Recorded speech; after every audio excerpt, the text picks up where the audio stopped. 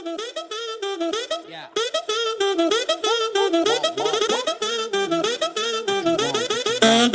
Yeah. Come and never sleep on me. Eyes on my chain 숙여 너의 고개를 what you looking at fool 너의 눈 허리 멍청했고 find your comfort from another yeah I go low like undercover yeah wanna know my name 죽지 않은 일은 위에 부어버려 기름 guess you can even guess me cause I'm baby high low로 확실해 not like maybe Devil let me welcome to my palace 찾지 않아 Alice you just keep on wonder You just keep on wonder 찾지 않아 Alice but 너의 memory I just pop a bin Danny have been 나는 걸어 Boeing 747 날개 위 Anyway, we're back here once again with my boy Caleb Mabry, also known as Sheriff J.W. Pepper, Colton the Living Daylights Flat, and we also got Brent Rainwater up in here, which is a buddy of Caleb's, but I mean if he's a buddy of Caleb's, then he's a buddy of ours too. And this time let's wait until after the podcast before we decide that. Okay. And this time we're here to talk about Bond 17, which is, of course, Goldeneye. Goldeneye. So, Colton, give me like your first thoughts on Goldeneye. Hey, Colton, was this the first time you've ever seen Goldeneye? No, John. Actually, this is probably my 5th or 6th time watching Goldeneye. Goldeneye was one of the only Bond movies I had actually seen growing up. And I've always really enjoyed it. And especially as an adult, though it's not perfect, it is really close. No, I think it's perfect. Yeah, I can already tell we're going to disagree. Yep. This movie can do no wrong for me. I'm sorry, y'all. I'm not saying, okay, so like from a Bond fan standpoint, it's perfect. From a movie standpoint, that's where I think it's perfect. That's where I think it's imperfect. Go ahead, Brent. No, I'll wait. Okay. Caleb, what do you think about it, my boy? 10 out of 10. Same. Yeah. Brent, first thoughts? It was a good movie. I won't take that away from it. It was a good movie. I mean, I can see why it kind of saved the franchise, basically.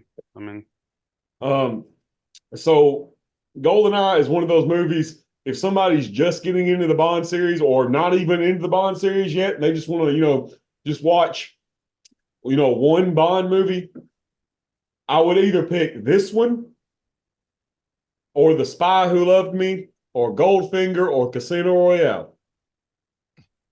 Yep. Be one of those four. Goldeneye, I think Goldeneye can stand up in the league with the big dogs. So let's talk about our new Bond, Pierce Brosnan. So I'm going to go ahead and I'm just going to say it. To me, Pierce Brosnan he just looks like James Bond to me. Yeah. And he had originally, they had wanted him to come in earlier and do, I think, The Living Daylights, but I'm actually glad he waited. For one, I love the 2 Timothy Dalton movies. And 2, man, Pierce Brosnan looks at like the right age. He's 42 in this movie, and he looks like legit 42. James Bond. He doesn't look too young or too old. He's just like, he's at peak, in my opinion. Yeah. There's some camera angles where he looks older than he is, but that's just, I think it's from his neck, and it gets worse in the later films. But like, he is what I imagine when I imagine Bond. It'll always be like his face. Colton, does your dad like Pierce Brosnan as James Bond? I think so. Yeah, I don't think my dad really likes Roger Moore, but I think he likes Pierce. Okay. I can see him liking Pierce Brosnan. I don't know why. I could see Aaron being a Pierce Brosnan fan, I think he likes several of his movies. Yeah. You want to know what my dad thinks of Pierce Brosnan? Sure, go ahead. Yes. He hates him. He thinks he's a wuss. That's what my dad thinks too. Really? I told you last episode, our parents line up. Dude, our dads just should hang out, man. I mean, they might. I get it because he's got that it's almost too clean cut look. He's just too perfect. Yeah. Yeah. Well, I said something last episode, like there's a lot of times in the Brosnan run where in some scenes it feels like I'm watching a suit commercial. Yeah. He does Fair wear enough. the Brioni suits quite a bit. Which I mean, I'm a '90s kid, so growing up, when I thought of 007, Pierce Brosnan's always been who the first name that comes to my mind. That's who I think of when I think of James Bond. Um, he's just kind of been that quintessential James Bond for me, even though, like I said, I haven't even seen the movies. Yeah, but like when I you mean, when you when I saw think of it, yeah, that's what I think of. Goldeneye was actually my very first Bond movie, and maybe I've said it on the show. I know I've told Colton and Jonathan this, but like, my first introduction to Bond was Goldeneye, the game, and then I played it, beat it, whatever. My dad was like, "Hey, this is based on a movie," and then he showed me the movie, and that's the rest is history. Yeah, I was disappointed to find Oddjob's not even in this movie. I didn't. I didn't understand. I thought he was such an important part of the game. I thought, oh, Oddjob is probably a big deal in this movie. No, not so much. Yeah, if you just played the game, you would think GoldenEye was full of Moonraker lasers and the Golden Gun and Odd Job. None of that was in here. Yeah, a lot of that stuff was cut from the movie, Yeah. but Yeah, it made for sure. budget issues. So a little bit ago, it probably sounded like I was hating on this movie. I want to clarify. I am not about to hate on this movie. This is my number 2 favorite James Bond film. What's number 1? The Living Daylights, baby. Respect. Oh yeah, Respect. yeah. I'm just gonna say, I'm gonna point out stuff in this movie, and I'm not hating on Please do. So You're gonna be in good company, I imagine. it. Thank God. Just a few things. I don't have a long list. Well, I have a list, but not a long list. But I feel like I should kind of just give a background. I'm not a Bond fan, obviously. When I always thought of Bond, it didn't make sense to me because I was like, man, so this guy's supposed to be a spy, but he introduces himself as James Bond everywhere he goes and just wrecks cities and like does all the things I wouldn't think a spy is supposed to do. But I mean, it's a super fun movie. I see why people like it. It's just never been for me, but I could see me watching some more after this. Really? Yeah. Nice. I mean, man. Oh, yeah. But everybody's hyped this up as like the best one, so I'm like, oh, it goes downhill from here. Okay, well, I wouldn't say it goes. I wouldn't say it goes downhill necessarily, but it's a while before we hit this peak yeah. again. So Like I said before we started recording, this is the third Bond movie I've seen. I've seen the latest one with Caleb, and then I had seen Casino Royale before. Thought it was a really good action film, but just never. I just never went ahead and watched any other Bond movies before watching Goldeneye for the first time. For this, so yeah. Well, I'm glad you chose this movie because this is a damn good one. I just want to say something about the whole, before we get into the movie, I just want to say something about the whole Pierce Brosnan run of Bond films. And I'm going to try not to spoil anything, Brent, just in case you do want to watch the other ones. But I feel like the Pierce Brosnan run, I mean, I feel like a lot of people now, since we've had Daniel Craig, I feel like a lot of people hate on Pierce Brosnan's run, but like, I'm probably going to be in the minority, maybe even here in this podcast, but I think every one of Pierce Brosnan's movies, I think they were all good. Even the ones that people hate on, would be like Die Another Day or The World Is Not Enough. I mean, I think they're all good. One thing that I want to say is with every Pierce Brosnan movie, they tried to do something different to the Bond formula. Whereas in this one, we have James Bond. Well, first thing we have, I don't know if I would say a flashback, but it's like you're seeing something that happens 9 years before the main movie does, which we don't really see that in Bond movies much. And also we're seeing Bond encounter, what was at one time, one of his best friends, one of his comrades, somebody that was another 00 agent, with him. So it's definitely something we've never seen before. So And this it is the first time.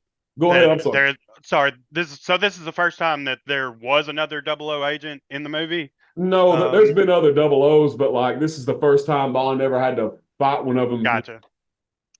I don't remember another 00 playing even like this big of a part. Not at all. Never. Yeah, and I'm talking about just the pre-title sequence. Yeah. I think this is the only first seen time him clown around. What's that? I've only seen him clown around. I got the pun. I didn't. You will one day, hopefully. All right. Sorry. Anyway, Sorry to interrupt. I lost my train of thought, but I think this is the first time we get to see Bond even like interact with another 00, right? Other than maybe like going to a briefing together. Yeah, I think you're right, Caleb. Actually, I really do. Like, we never really do see Bond talk to other 00s, let alone go on a fully formed little mission like he does in this one. Right, unless you count the training exercise at the beginning of the Living Daylights. Right. I forgot about that. Yeah. My bad. Anyway, well, like as far as an actual mission goes, though, like I'm pretty sure this is the first time we get to see that. But anyway, yeah, go ahead. And that being said, no other 00 agent besides James Bond has any personality like Sean Bean's Alec Trevelyan. Mm. But yeah, like the Pierce Brosnan era, I mean, I thought about it a lot the other day and tried to kind of just put it into words. Like, I just think that they were really trying to fire on all cylinders. They were trying to make the best movie that they could with all 4 movies that came out with Pierce Brosnan. I think Pierce Brosnan loved being James Bond. I mean, he even talks about it to this day. He actually did a watch along with Goldeneye a few years ago. I watched that. Yeah, I mean, it's he still loves the fact that he was Bond. He's kind of like Roger Moore because he was like that too. Yeah. But anyway, guys, that being said, we can just go ahead and just start at the very beginning with the gun barrel. So hands down, this is my favorite gun barrel sequence. Well, actually, no. Dr. No is my favorite gun barrel sequence. This is probably the second. Like, just the way the gun barrel looks, the CGI that they've got. Yes. People always talk bad about CGI, but dude, this is CGI done. This looks amazing to me. This is a very good use of CGI. Go ahead. I'm sorry. No, I think I know what you're going to say, but this is the best that the gun barrel has ever looked. And I'll say it for you. This is my favorite gun barrel. Yeah. Like, all throughout, the Brosnan has had the best gun barrels, I think. Except for Die Another Day. But, dude, I just the 3D bullet is just too much. I'm right there with you on that one. That is a little bit much. But go ahead and continue because I'm pretty sure I know what you're fixing to say. I was just gonna say, like, it kind of irritates me with the gun barrels that Craig got, besides the Casino Royale one, because I love it. I do like that one. They just don't look good compared to Goldeneye's. Goldeneye's got it all. Like, look, Spectre was so close; they almost had it. Yes, I think Spectre. Was it Spectre or No Time to Die? I think it was Spectre. Spectre was the one that looked kind of more classic. It looked like a traditional gun barrel, but it was a 2D matte. Yeah, I know. It didn't have like 3D reflect. Like, why? Anyway, yeah, I don't like that one. Yeah. Anyway, but yeah, the music here, like the electronic music that they use. Now, a lot of people talk bad about the soundtrack for this movie, but I love it. I love it too. Like in most places. Now, there is one song or one little like piece of music that I will say I think they could have done better with, but I love the gun barrel theme. I think it's top tier, S tier, whatever they call it, right up at the top. And going into the pre-title sequence, I think it's awesome too. Just the whole thing. They really tease this actor before they finally show you Pierce Brosnan's face, and I just wanted to say that like the way, first of all, the bungee jump is perfect. Like that is such a great stunt. Yep. And we get like, yeah, we get one shot of Brosnan's eyes for sure when he's in the vent, and it like, but the way that we're actually, when we finally see his face, he's upside down in that stall, and he punches. It's such a weird way to introduce a new Bond, but I love it. Bathroom Yes, with another man. yes, very progressive. I just want to say that's one of my favorite parts of this movie because it honestly shows you how much, like, it gives his Bond so much character within the first like 2 minutes. Yeah. Brent probably did. I mean, you knew this was Brosnan's first movie, right? Yes, I knew. Okay. I did some reading up on it, and kind of the history of where they were at here. Yeah. The bathroom scene, I would wonder why he didn't choose the vent next to the stall without the guy taking a crap, but I get it. It was fun. I get it. It was a cool introduction. By the way, Brent, if I talked over any scene that you wanted to talk about, feel free to go back. All right. Oh, that All was right. my fault because I went straight into the bungee jump. So, yeah. The We gun barrel backtrack a lot, so it's fine. Well, the gun barrel, I do like it. That is pretty cool. Of course, I don't have a comparison to the other one, so I can't really comment on those or how it's evolved. So can't really add much in there. You just know it's a gun barrel. It's a gun barrel. Not sure how the blood gets into it, but I it's cool. It's a metaphor. Oh. Okay. Yep. Caleb, I have a question for you. Sure. Did you read up on the stunt, how they did the bungee jump? Like, did Pierce do the bungee jump? Oh, I did read into this. I don't know. Oh yeah. Go ahead. Yeah. Yeah. So the stunt guy who did the stunt, Michael, and now I don't remember his last name, but so he actually did the bungee jump scene, and this was at the time a record. He had it was the record for highest bungee jump off of a stationary object. Wow. And he actually passed out while doing the jump. That I did not know. Yeah, he passed out at the end. And barely got the gun out, the repelling gun, right before. Yeah, you can see it in the movie. Like they almost missed the shot because there's a rock in the foreground, and like at the very last second, he pulls out the prop gun, and then he apparently passes out for a second. That's crazy. The stunt guy who did it talked about how it was terrifying. He said there was a crane operator, that was looking over the stunt right before he does the jump. He looks over, sees this crane operator do a cross symbol right before he jumps. So this was apparently a really big deal. Yeah. They wanted it realistic. Mm-hmm. Yeah. Okay. Does anybody besides me and Caleb know who David Zaritsky is? The Bond Experience? Not. Okay, well, he's actually done this jump. Really? Same one that, yes, it's Heck pretty yeah. cool. Wow. I saw a YouTube video where people have done it since, like they have and this might be the person you're talking about. I didn't catch his name, but yeah, that it's apparently that particular dam,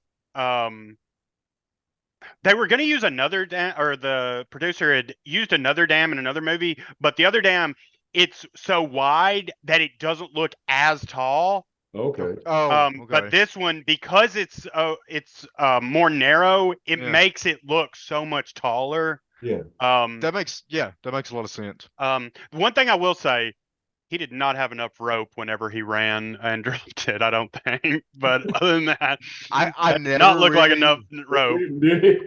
I never really thought about that. But the next time I watch him, I'm gonna pay attention because I do remember. I remember him distinctly laying the rope on the ground. So But I really do like the way this scene was shot, and I love that they, I mean, were so thorough with it. How, I mean, like I said, he broke a record to do it. So Yeah. this is, Well, I mean, this is that's something that this series is actually kind of known for. Like, say what you want about the previous movies, some of them were not so great, but in each movie, there is usually some instance of this. Maybe not setting a record, but there is some sort of like huge stunt that and they always make it a point to like do it for real.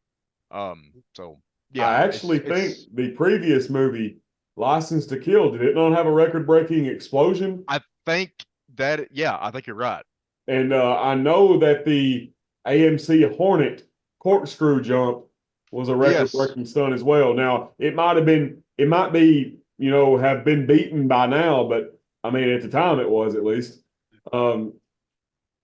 Yeah, this was definitely a time. I mean, of course, with Goldeneye, you had CGI coming in, but I mean, really, a lot of the movies before Goldeneye, it was just stuntmen, right? I mean, back in the 70s and early 80s, I would think. Yeah. And that's something that they kind of got away from. Yeah. I hate to say that because it feels like I'm sort of taking away from the series. They still do like a lot of work as far as the stunts are concerned, but like, I think the Brosnan run is the last time they actually like really do these like on location stunts. So, which I mean, it makes sense. Film evolves, and you can't just keep going bigger. Like, because I mean, we're only capable of doing so much. So if you want to make it look larger than life, I mean, CGI has evolved to the point where we can make it look realistic when in reality it's probably not realistic. I mean, or practical, like yeah. I get that. But in my research, so like researching this movie, from what I understand, the Bond series was in trouble, right? Yes. Yeah. Like it had been a long time since the Dalton films. The Dalton films weren't as well received, from what I understand. I mean, they didn't do as well, and it had been a while, and they pretty much felt like if they didn't hit with this movie, that it might be the end of the Bond franchise. It might be over. Yeah. Is that? Yeah. No, that's. I was actually going to bring that up. So this movie's actually doing a lot of things. It's introducing a new Bond. It is sort of revitalizing the franchise. It's introducing Bond to this new era that he's been absent from for what 6-7 years. Was that one? Yeah. So they're kind of like they're basically reintroducing the character. They're introducing a new M. They are this is post Cold War, so like where does Bond fit in, right? So yeah, I read about that. That's a big thing. Like, what does Bond do now after? Because all the previous films, that was a big focus. This movie does all of those things so well. It's hard to really narrow down who you credit to that, but I will say this: Martin Campbell has laid the foundation for a new Bond in a new era twice. Martin Campbell is brilliant.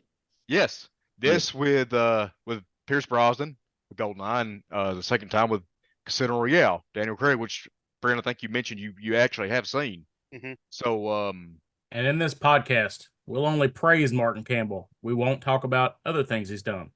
What else has he done? Huh? Green Lantern, you say? I'll have to watch that. Do not. I know. Yeah, I know. Back to our regularly scheduled podcast. Okay, yeah, that's one thing he did not successfully lay the foundation for. Green Lantern. I don't think it was really his fault. That's definitely. I was going to say I don't think it was Campbell's fault on that one, boys. Yeah, that's definitely studio interference right there. But I'm really glad you brought that up, Brent, and it's really cool that you actually did your homework. Like, I don't know, it's. No, I'm impressed. Yeah, I wanted to come prepared. He did. The boy came prepared. Caleb, I want to say this. The way you explained all of that, you hit everything that I wanted to say. I mean, there was a lot riding on this movie. The that was a great explanation. I appreciate it. And we sort of touched on the score, and we'll probably get into that more a little later. But a lot of people don't like the score in this movie. Like, it's just a fact. And the reason that they went with this composer Eric Serra is because they had a limited budget, and some of that might have to do with some of the things that we just talked about. But for what it is, I like it. I do like the score. I like it too. Really, the only bad part, man, is the ending song, which was composed by Mr. Eric Serra. Okay. It's called "The Essence of Love," I believe, and it is one of the most god awful songs I've ever listened to. Okay, I gotta admit something. To this day, I've never sat through that song. It's terrible. Like, but like I love this the music that's playing whenever Bond and 006 are walking around the facility. Yeah, that music, man, that is perfect Bond theme. Yes. Like, movie is so atmospheric. Yes. And a lot of that has to do with the score, I feel like. That's what I've always thought too, Caleb. Yes. And man, okay, I love this score. It's in my top 5, but it doesn't really work without the movie. I'll say that. I mean, you're right. It's hard. It's hard to listen to the score by itself. Like, it doesn't even work with the other Brosnan movies. Like, you couldn't. Not really. No.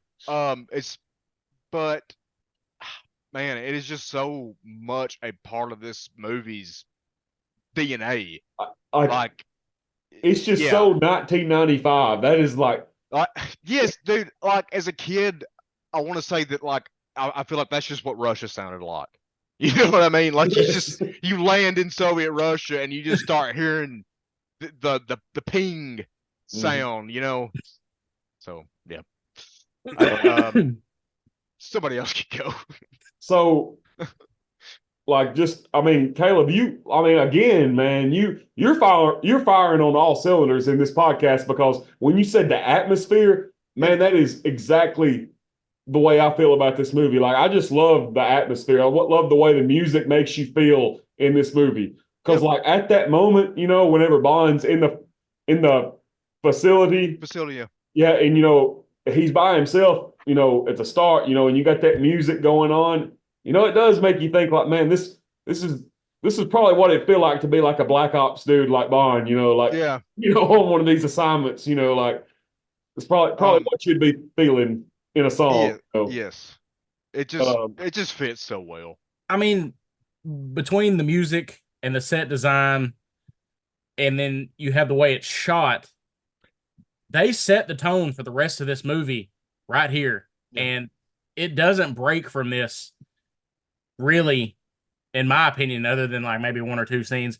Like, it keeps like this, I don't want to say cold tone, but I mean, that's what it feels like, though. Yeah, like, that's the word I want to use to describe it. It's just kind of chilling. Well, yeah.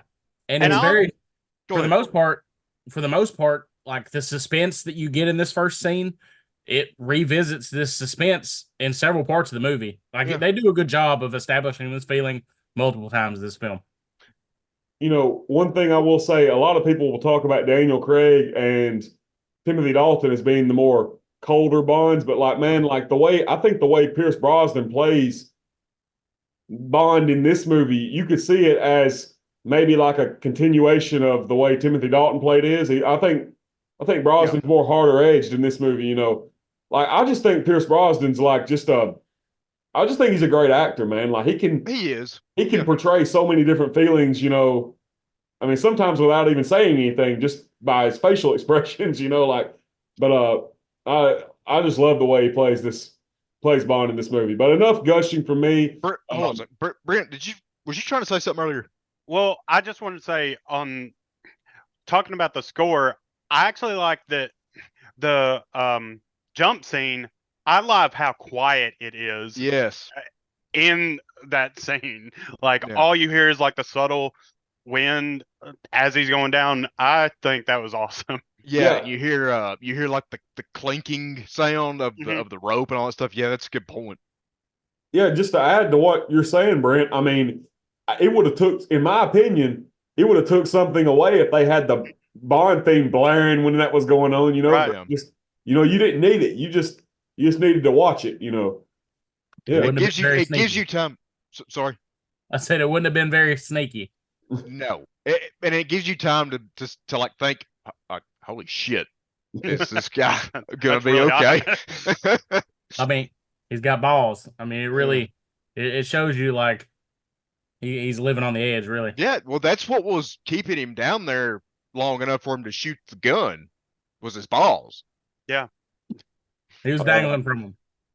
They actually did I watched another YouTube video where they did like an experiment to see if that was possible. If you could possibly get to the end and actually hold a gun to pull you down, and it was possible. You could actually possibly, with the force of the rope pulling back up, it was like 250 pounds of force that you would have to hold in the gun to. So you better have a really good like rappel gun.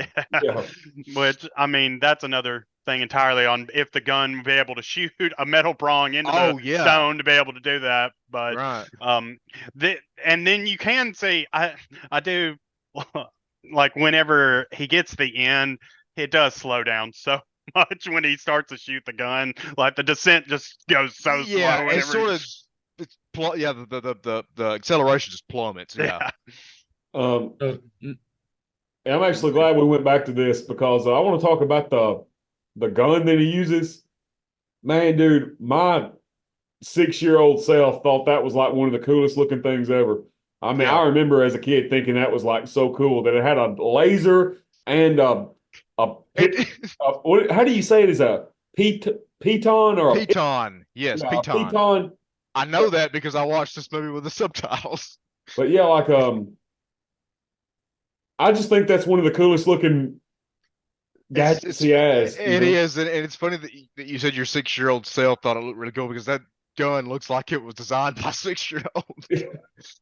It's still badass though. Yeah, I agree, it's badass. But yeah, man, like most definitely, I love it.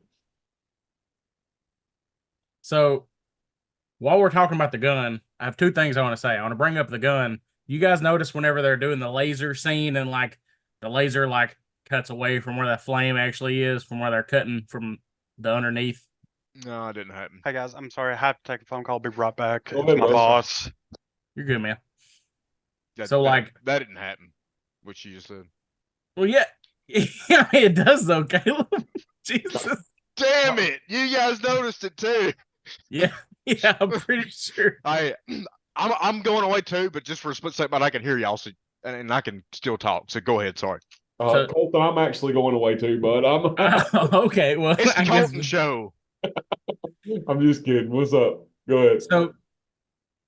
Not to take you out of the scene, but could you imagine, like, with the force between the bungee cord and the gun pulling him in, how good that probably cracked his back?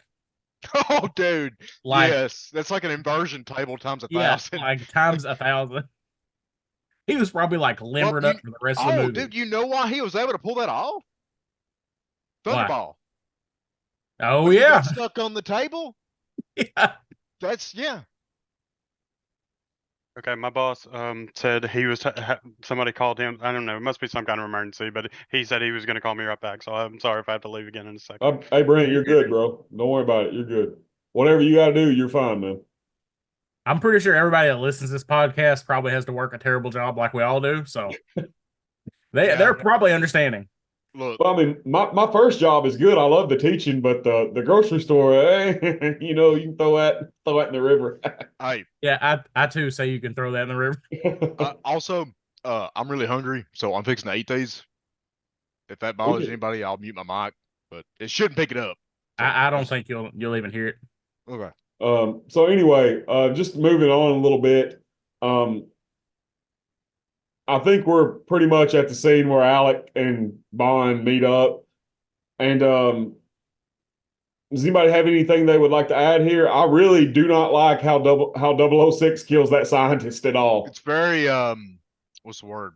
To me, it's reminiscent that 006 is a POS. Like, Oh, for sure. So It's was that super shitty. was that Dr. Doak? Thank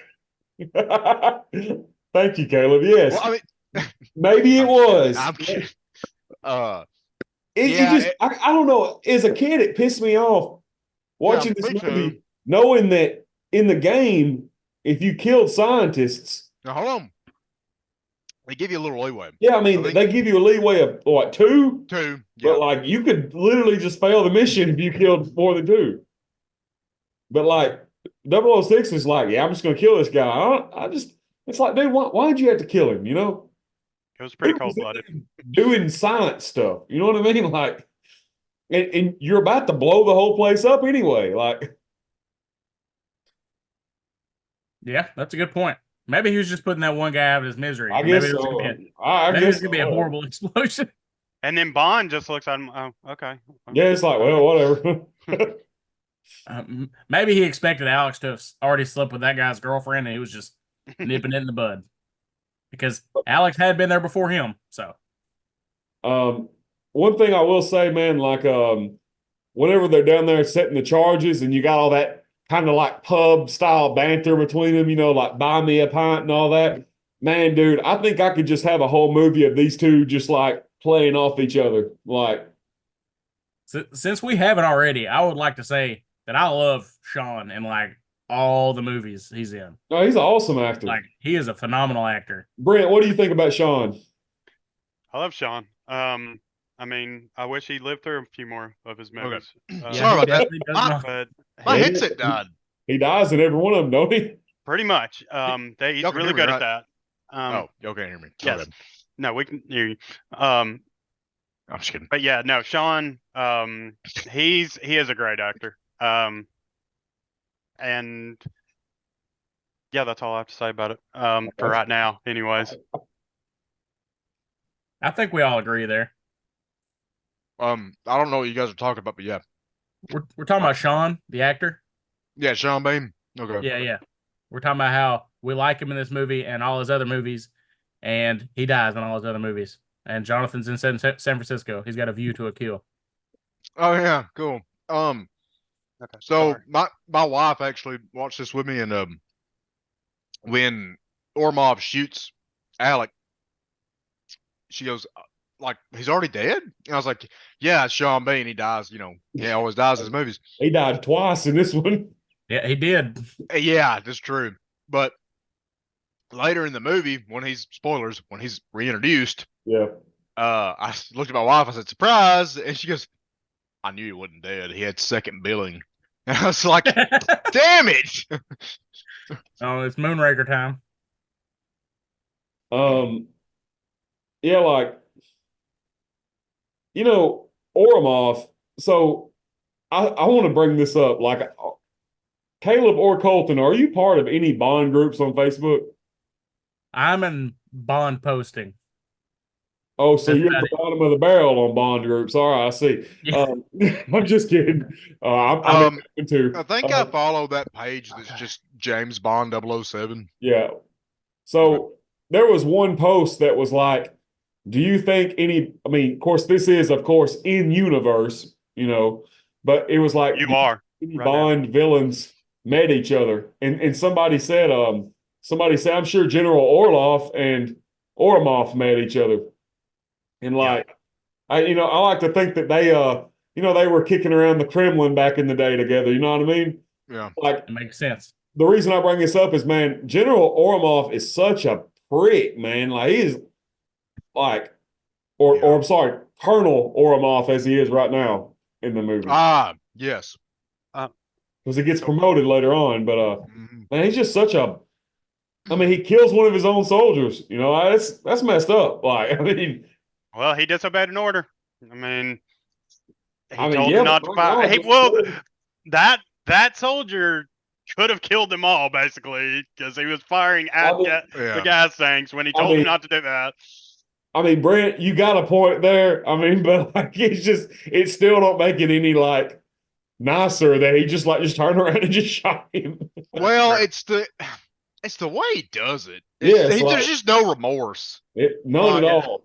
So Yeah. I will say, I think The reason he shoots him like that is so it makes you think Trevane is actually dead. Because I think he shot Trevane with a blank. Trevelyan, you mean?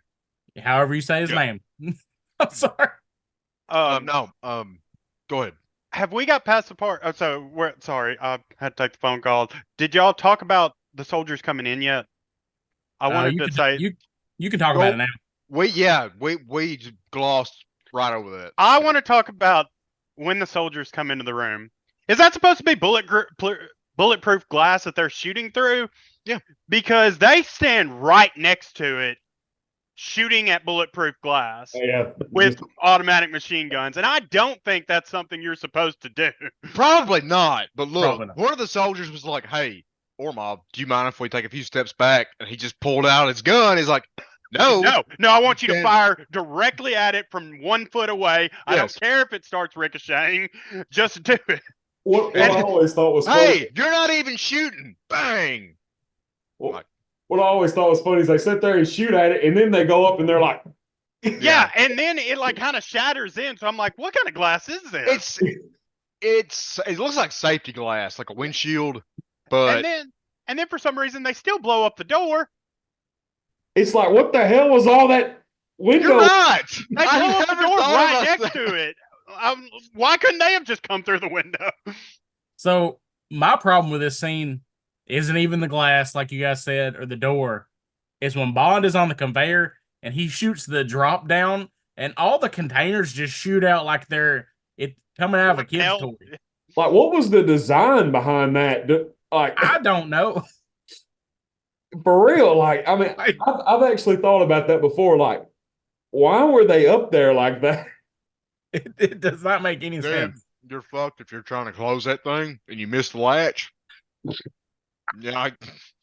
One thing I will say, of course, Colton, I worked at Walmart for like 7 years. Yes.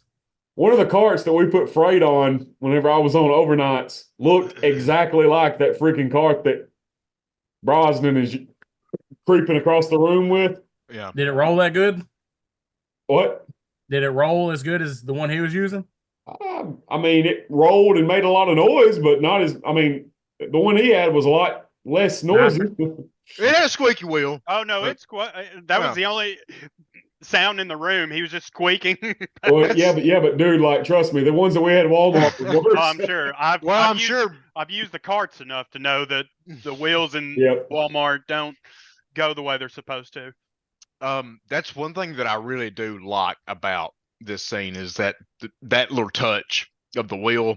Like, it sort of, I wouldn't say it adds to the absurdity, but it adds a little bit of comic relief into this. Yes, it's a nice touch because the soldiers in Ormov are just sitting there watching Bond like, what are you doing? And all you hear is that squeaky wheel.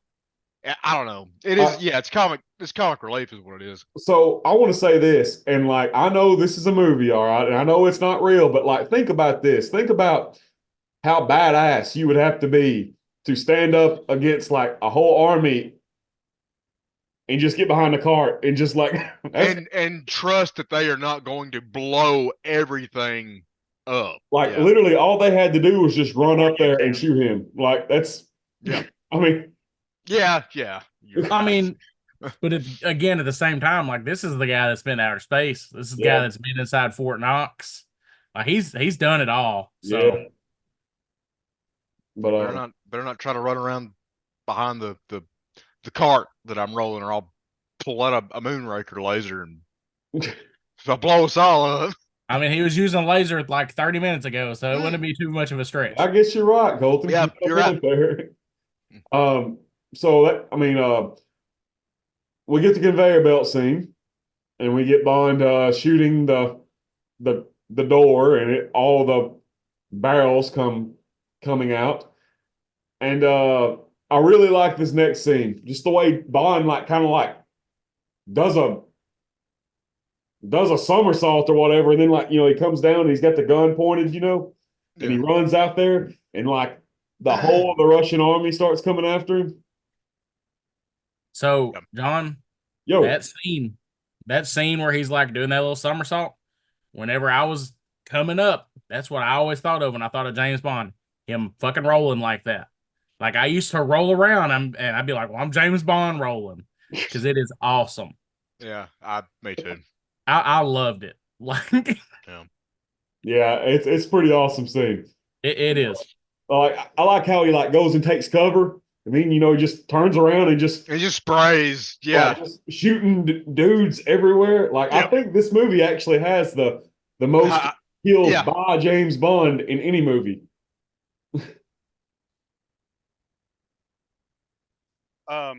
My only issue with the aftermath, like, so when they run out, okay, so I understand why the colonel at the time tells them to hold their fire inside where the gas tanks are.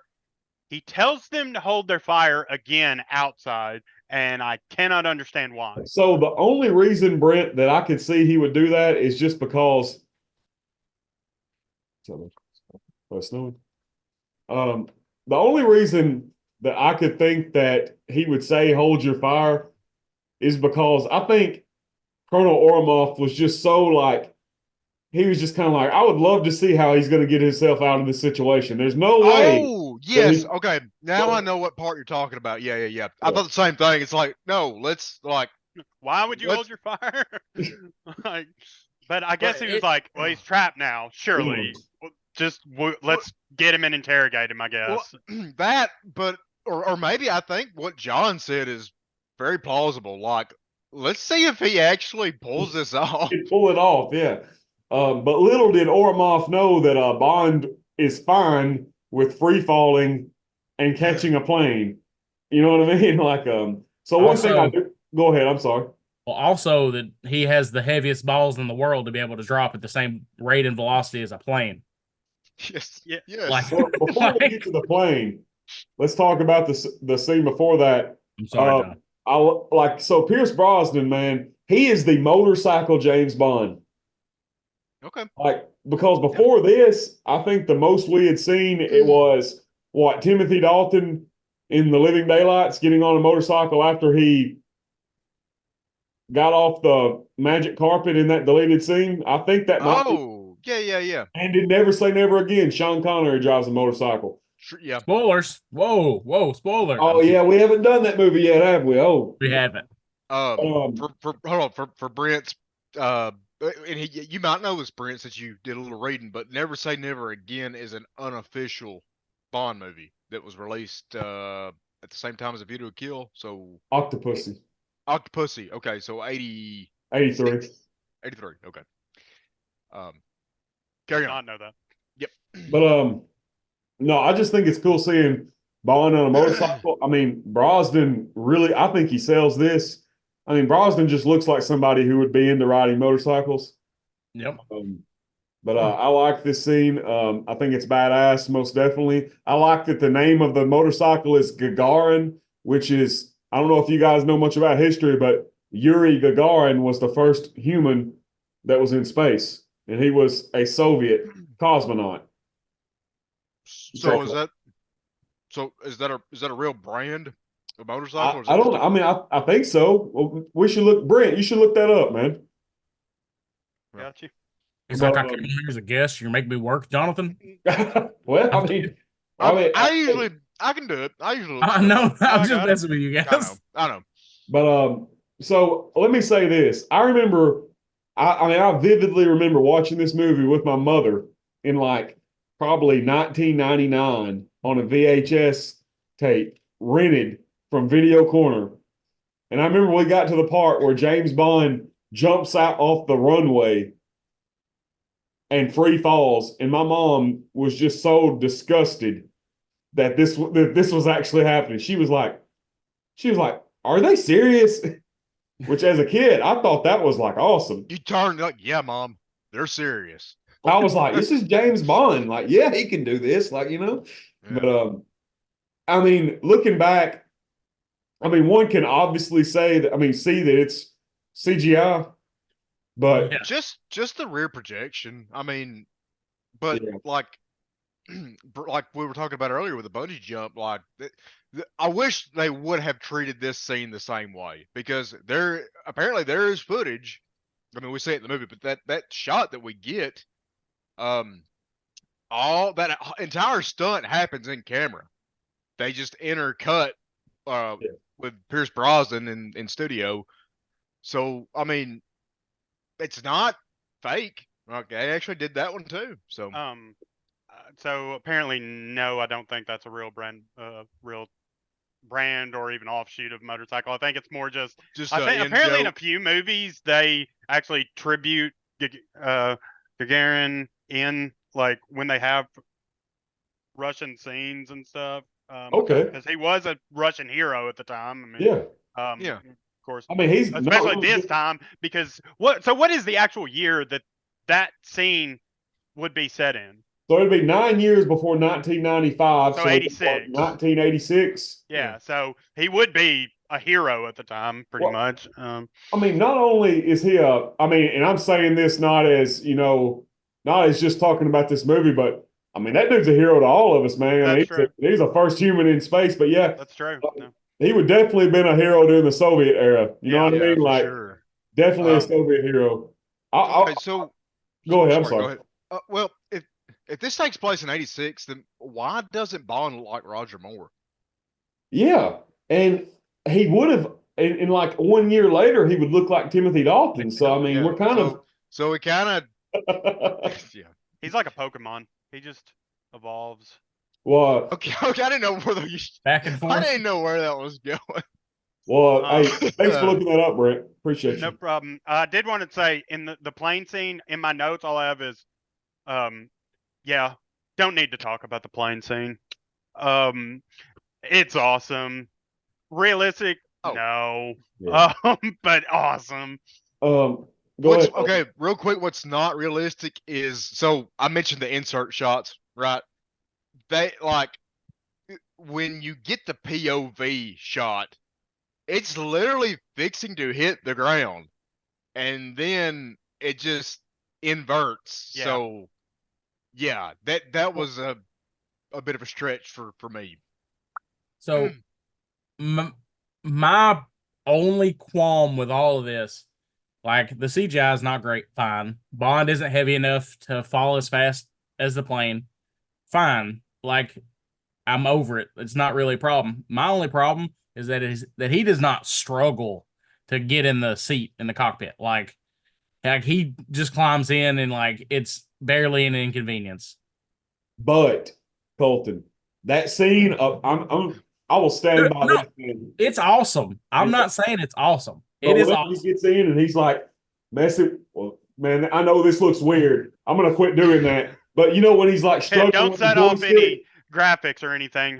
Hopefully Sam doesn't start doing any graphics. All right. I hope y'all know what I was doing there. Yes, he's trying to fight the plane. Yeah. Yes, dude. I think that is like one of the greatest scenes ever in this movie. I love that. Yeah, no, it is a good scene. Like, just kind of like zooms in on him, like he's, you can tell he's like life or death, and then, like y'all said, he somehow. Well, he's James Bond. Yeah. Which, I mean, scientifically, like, as far as falling at the same rate, being heavier doesn't make you fall faster.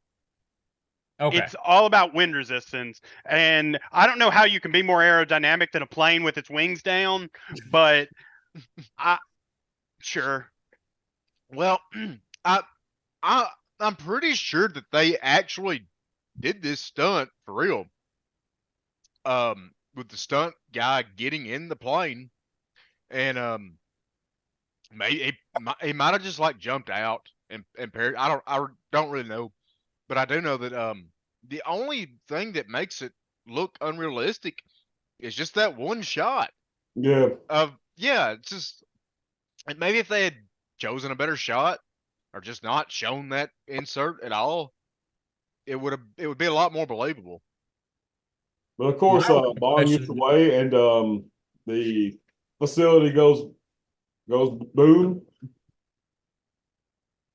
Colton, was you going to say something? My only question is, how did Bond get on top of the dam anyway? Let's not think about the logistics, shall we? Okay. All right. Go ahead. It doesn't guys. make a lot of sense. I know we spent an hour on the opening sequence of the Oh film. my god, dude. Well, there's just so much. I mean, yeah. It's such a great film. It is. deserves the time spent. So So the title sequence, what do y'all think about the title sequence? I want to go ahead and say my piece with it. I like it, and I'll tell you what it does. So, of course, Caleb pointed out earlier, this movie is set after the end of the Cold War. Well, this pre-title sequence was in the Cold War. So, this title sequence is like the Cold War being over. You see the Soviet Union flag fading away. What do y'all think about the Tina Turner song? I really enjoy it. I think it's a thought it great was song. great. Yeah, I really liked it a lot. The whole title, the whole theme, I thought was good. The video, I thought the CGI was actually really good for the editing Agreed. for the title sequence. I thought was really good, Agreed. especially for 1995. I mean, Yeah. I think it still holds up to this day on the. That's exactly what I thought. When I watched it, I mean, like I said, I've never seen it before. I was like, wow, this is even now. I think that's pretty good. Wow, this is where all their budget went. Yeah, no wonder. Yeah, they just spent all of it on this. Can't wait to see the rest of the movie. Yeah, it's kind of a departure from what we're used to seeing. I mean, it is 6 years later, so CGI has gotten better, effects have gotten better in general. But He's talking about. So, I messed up there. Sorry. It's okay. It's okay, John. Oh, you're the only one that caught it, but I messed up.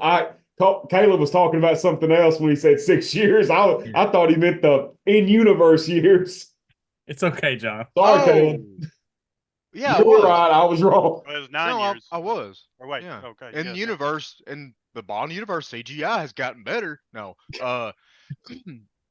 Bond's like talking to Q. He's like, "You've got to get this CGI right." CGI has got to be better. You're gonna have to get a little more creative because we're capable of doing a lot of shit. Enhance. Yeah.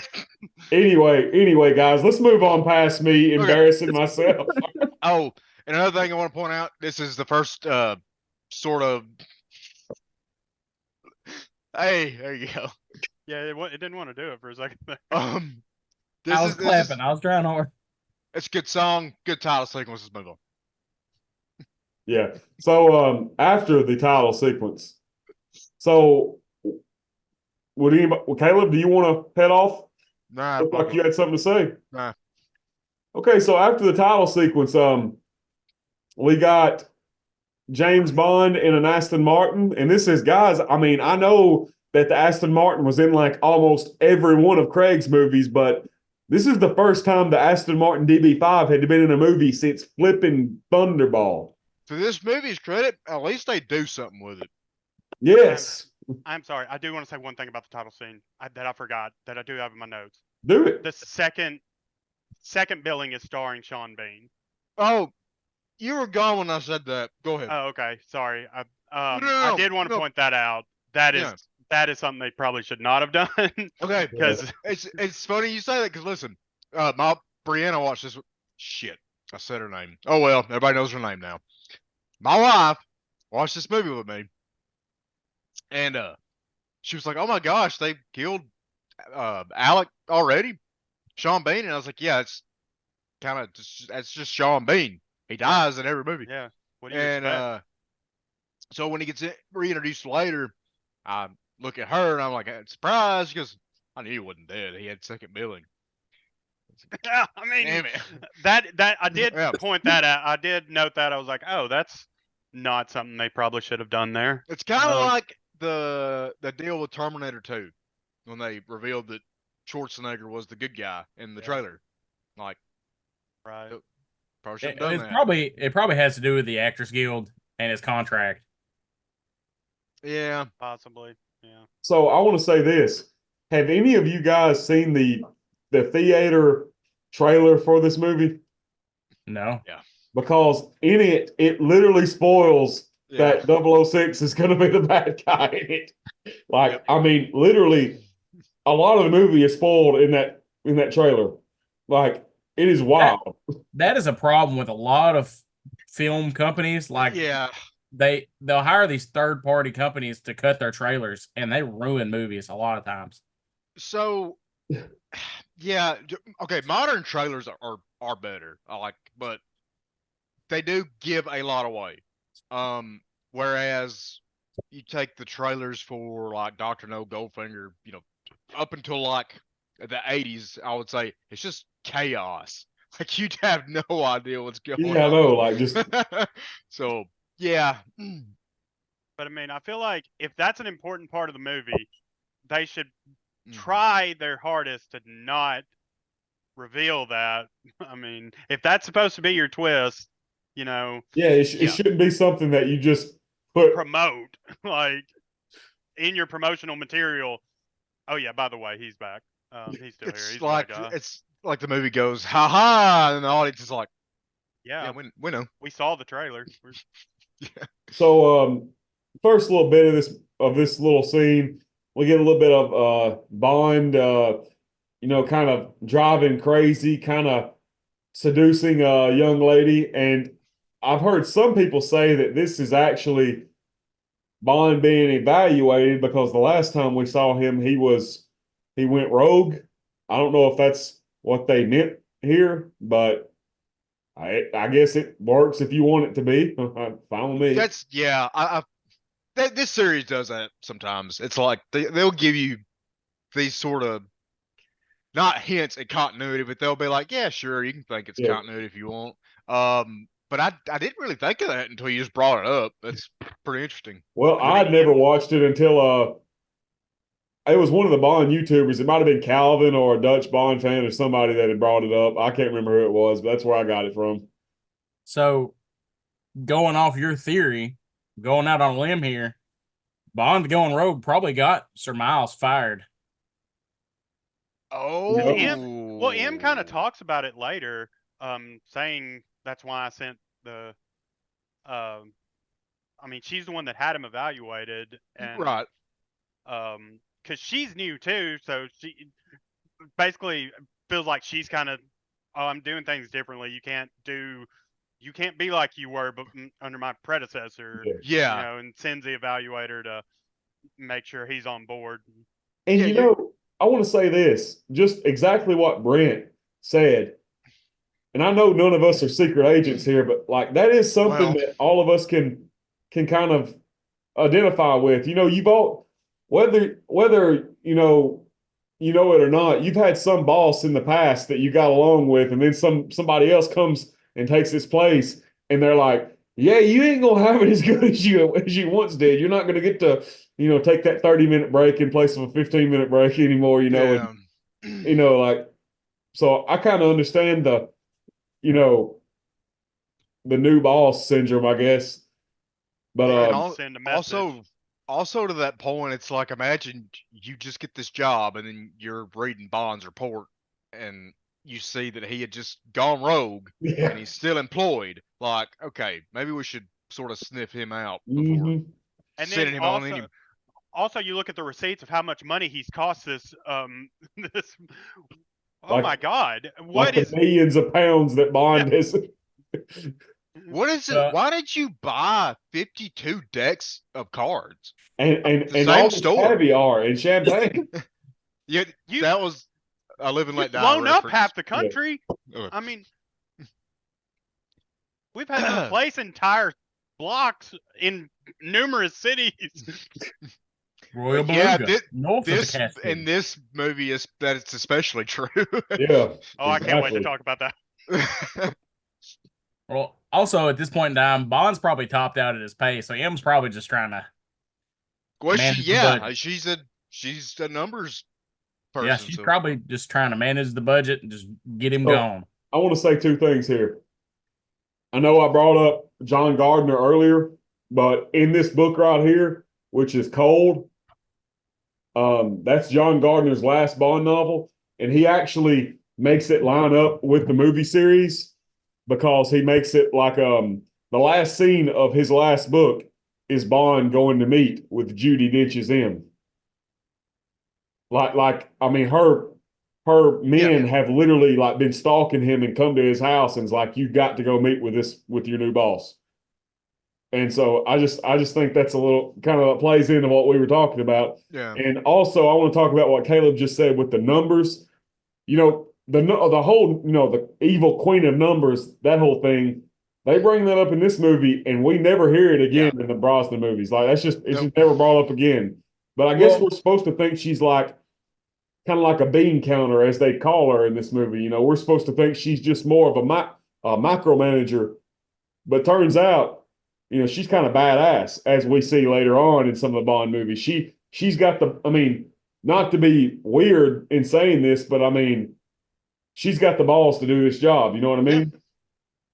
But they set up this sort of like antagonistic relationship, and just it's almost like they were wanting to set it up to follow through, or maybe give her like an arc over the next few movies, and I think that could have been interesting. I mean, well, I mean, I kind of think we're supposed to, like, I mean, especially by the time that The World Is Not Enough comes out, because I mean, spoiler alert, Bond kind of saves her life in that movie. I think we're supposed to think at that time, you know, she has most definitely, you know, came around because he just. Well, I mean, I understand that point you made, Jonathan, but I mean, if you guys listen to what she said, whenever James is going to leave, she says, "Come back alive." She doesn't want him to die. She might not like him, but she does care. Yeah. So I think they convey that pretty well. Yeah. I agree. Well, I also, it would look bad. Like, she just got this job and an agent immediately gets killed. Like, I'm gonna be straight with y'all. I mean, and I know everybody in here, well, besides you, Brent, but both of you boys, Colton and Caleb, y'all heard me talk so much about Bernard Lee and Robert Brown, but I mean, guys, I love Dame Judi Dench too. Like, I mean, she does such a good job. Like her as M. Sorry, I think we all really enjoy her. Yes, her as M is like casting Desmond Llewellyn as Q. It's just. But I will say this, and I like her in the Craig era, but like I actually like her more in the Brosnan era whenever she's not supposed to be a mom to him. Like whenever it's just like a boss. Yeah. I don't know. Like, I mean, I like her in the Craig movies, don't get me wrong, but I don't know. I just like her more here, you know. I think her and Brosnan play more off each other. I have one more thing I almost feel like sorry. Oh, well, you go ahead, Caleb, because I coughed and then you talked and I forgot what I was going to say. Okay. I almost feel like she respects Brosnan's Bond more. Well, I mean, she does. Like, maybe not at the beginning of this movie, but I mean, from the very beginning, in Craig's run, it's almost like she's constantly having to keep him on a leash, or try to, you know. So, but that's not really relevant to this movie. Well, the way I see it, like the Judi Dench M of the Brosnan run knows that even though Brosnan's Bond might be like a cad and like an ass a lot, she knows he's going to do the thing that needs to be done. You know what I mean? Like, right. You know, but anyway, I've took way too much time explaining, like talking about this. We can move on. Well, I have one more thing to say about the whole Queen of Numbers thing. Yeah. I feel like that was a thing between James and Bill Tanner. I think that's why Bill Tanner brought it up, and like I think that really shows their friendship there. Yeah. And Colton, thank you for bringing him up. Man, we got Bill Tanner back, and he actually has a role here. Like, you know, I really appreciate that.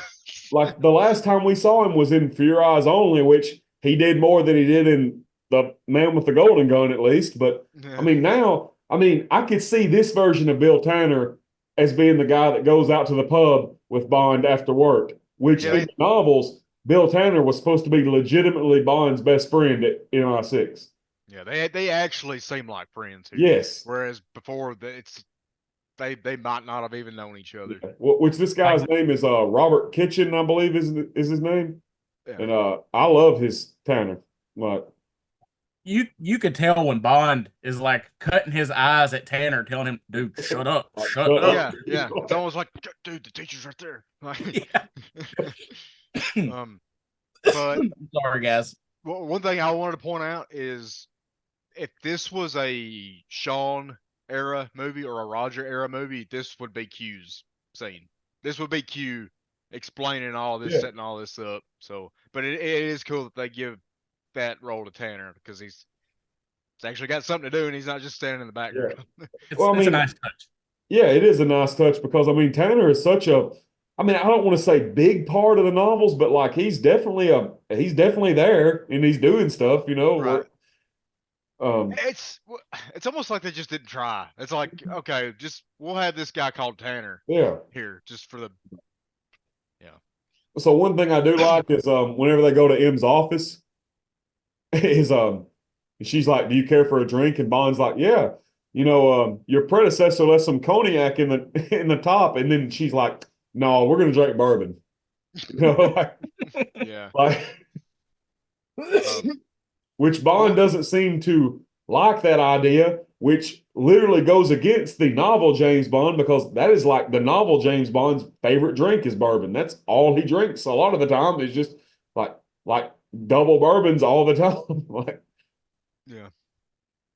One thing I do want to point out, and I'll shut up, but I wanted to bring up the cinematography earlier because when Brosnan is introduced, like the scene especially where he's coming out of the bathroom and he walks down the steps and the light like hits his eyes, perfect. Like all the scenes and stuff are lit really well. But this is the first time that we're actually sort of like moving around MI6, and it's not just it's not like we're the fourth wall. yeah. You know what I mean? And I thought this would be a good time to bring it up because it stands out a lot here, and that is all I will say about the cinematography. That's as pretentious as I'll get this episode. So. Dude, this movie has some good shots in it. So I really hope you bring up more shots later. Well, if you insist. I insist. I mean, this is the first time we see the MI6 building as being this building. Of course, they've been in the Ministry of Defense before, and now we've got it in this building now, which I can't remember the name of it, but Yeah, I know what you're referring to. I just can't remember the name either. yeah, I can't. But I can't either. Brent, do you have anything to add? No, I wanted to talk some about the car scene when we go back to that. But Go ahead. We skip right past the We car. did.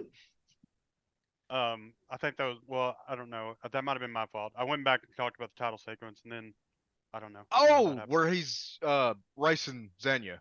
Yeah. Yeah. I did like that scene a lot. I wanted to say something that I did some more research on the car, that DB5. So they're still using it because I think that so at this point Aston Martin was no longer British. Yeah. And so that's why they were still using the DB5 because it was still a British. That was back when Aston Martin was still British. Should not have been able to go head to head with a Ferrari, but Yeah. 90s Ferrari. But I mean, like the DB5 was a straight six, right? Like it was a 6-cylinder, right? Yeah. There ain't no way it's gonna keep up with the Ferrari, but hey, it is what it is. But I love it. Kind of shows him he is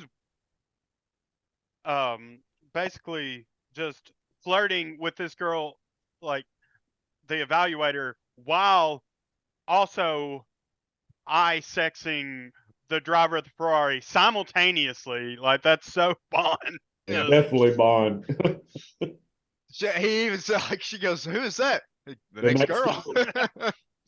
So while we're here, Brosnan's one-liners in this movie are my favorite. That's one thing I will give him over Timothy. He delivers the one-liners better. Yes. Yeah.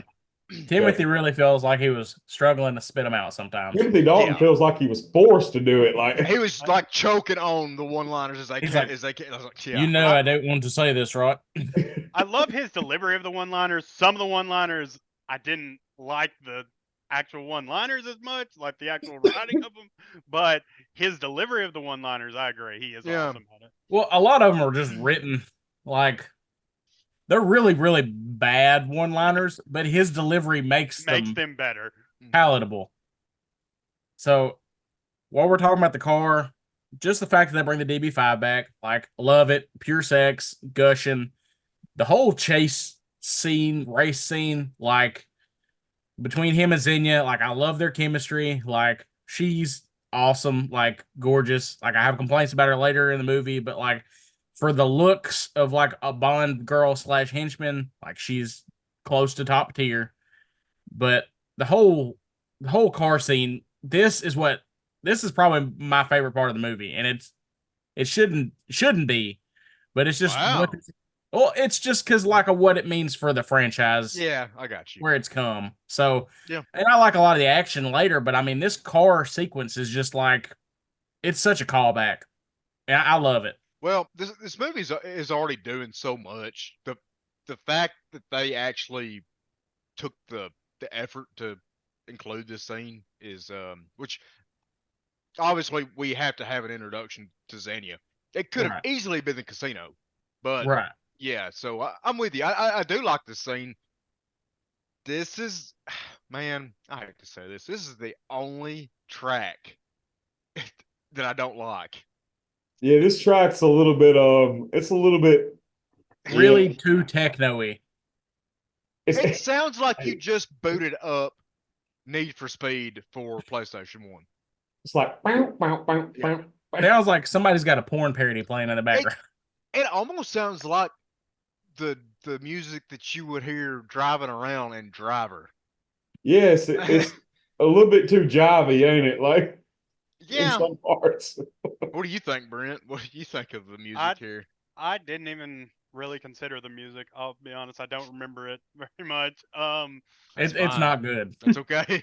You're not missing much. Yeah, it wasn't. This is really the only part of this, and the Essence of Love from the ending credits are probably the worst songs in here. Yeah, and I wouldn't even count that because that's like, that's the credits where most people have turned the movie off. But yeah, man, this track just does not do it for me. Not at all. You're not alone. I did want to talk about the chase, though. Okay, or well, not the chase, but the race or whatever they're doing. The truck. Okay, first there's the truck, then the biker, the bikes going up the hill. Yeah.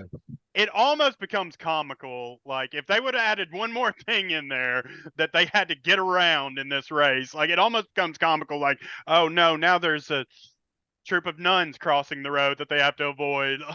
Yeah, nunjas. One more gag, and this would have been a scene straight out of like National Lampoon's Vacation. Yeah. But man, honestly, I feel like if this was a Roger Moore era movie, which I know you haven't seen, but like, dude, there would probably be another gag. This was really tastefully done compared to some of Roger's stuff. Oh, dude. Like, yeah, this is leagues above him coming out of the river in the gondola in Moonraker, man. So I forgot that was even in Moonraker. I tried to block that out of my mind, so thanks, Caleb. I think maybe I forgot last episode, but I've tried to bring that up at least once each podcast. Oh God. And I think we skipped over the casino scene, didn't we? No, the casino scene's right after this. Yeah, he pulls up at the casino. Oh, well, I meant that like when we were talking about like the MI6 briefing. Yes, we did. Oh yeah. No, we did. We have skipped over a couple of scenes. Yeah. So what's really important about this scene, and I'll say it really quick, but this is Brosnan's his James Bond line. And this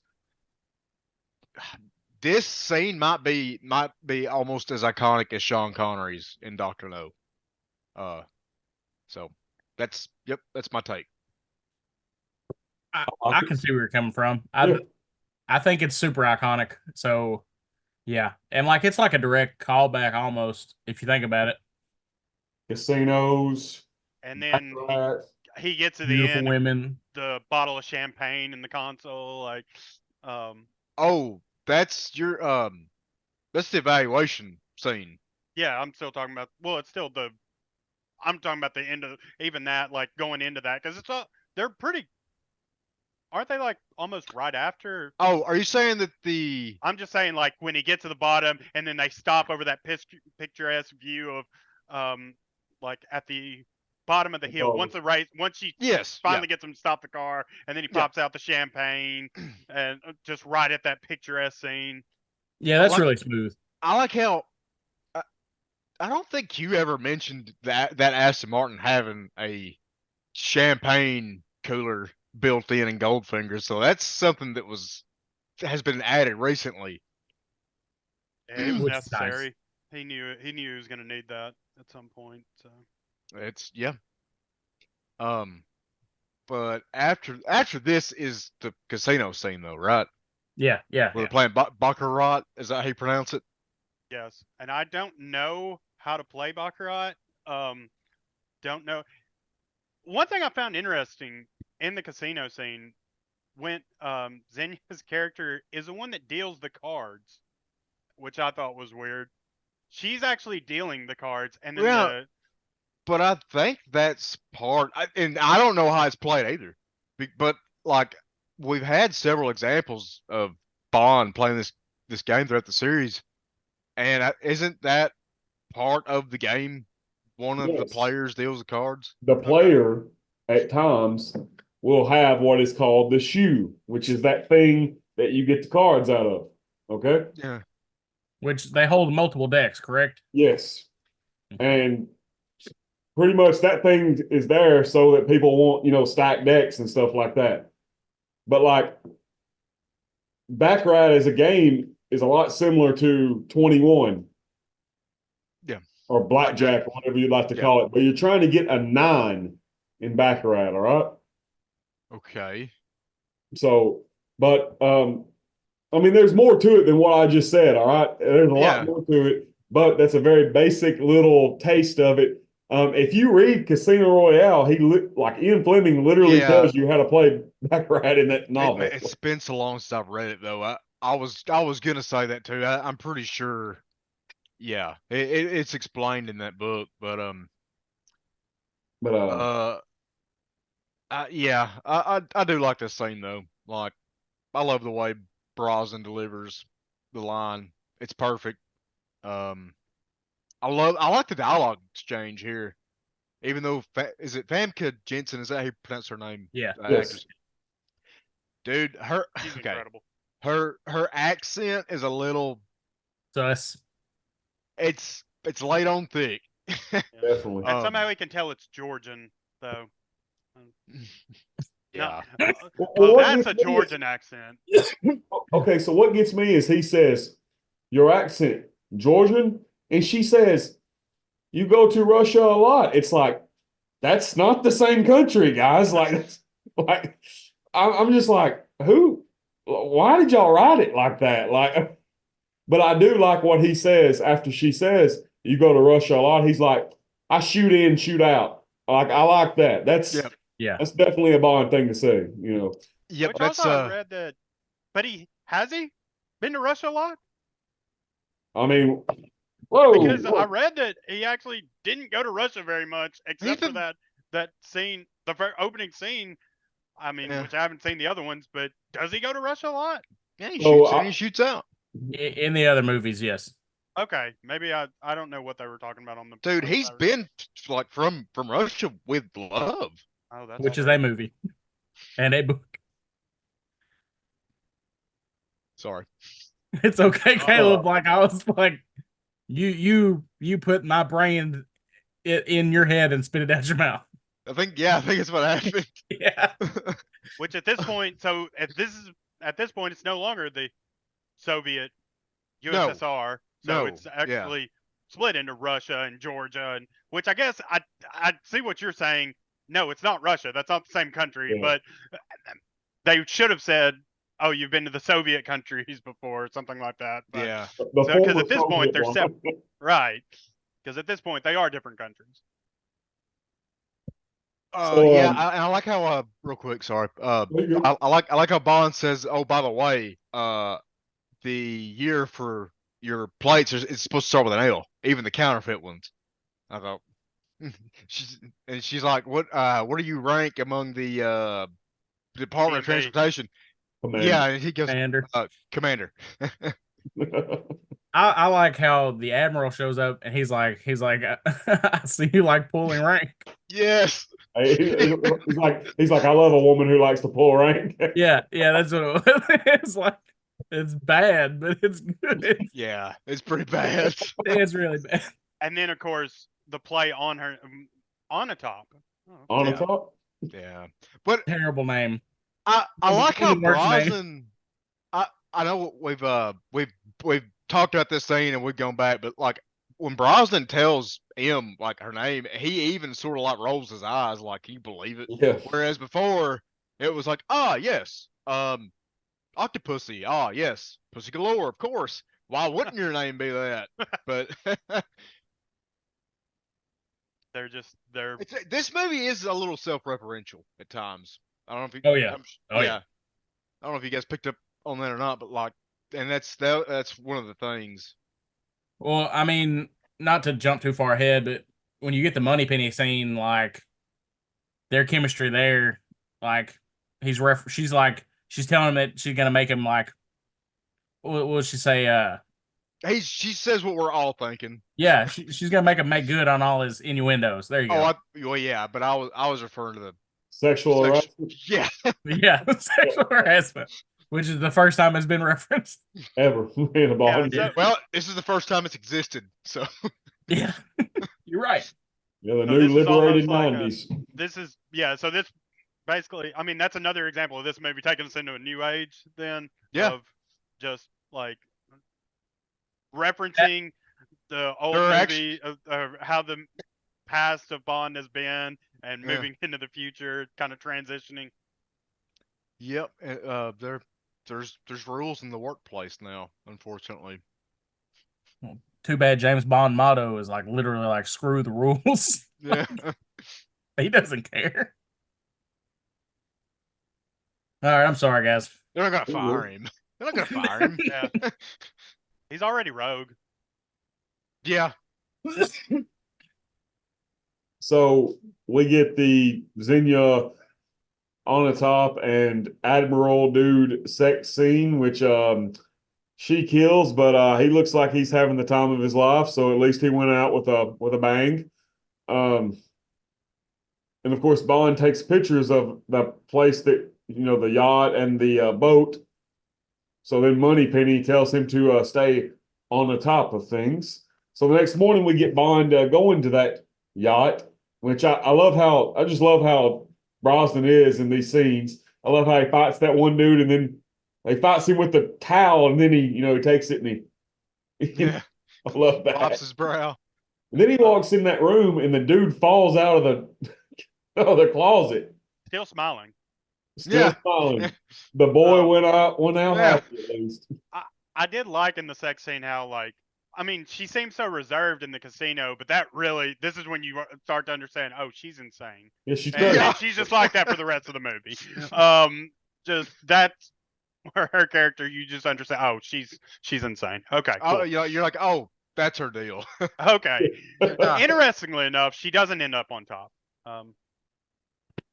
Well, Because she's actually on bottom when she does. Yeah, I got you. You're right. Yeah. Yeah. And her signature move, I feel like that'd be a lot easier to do on bottom because you don't have the like.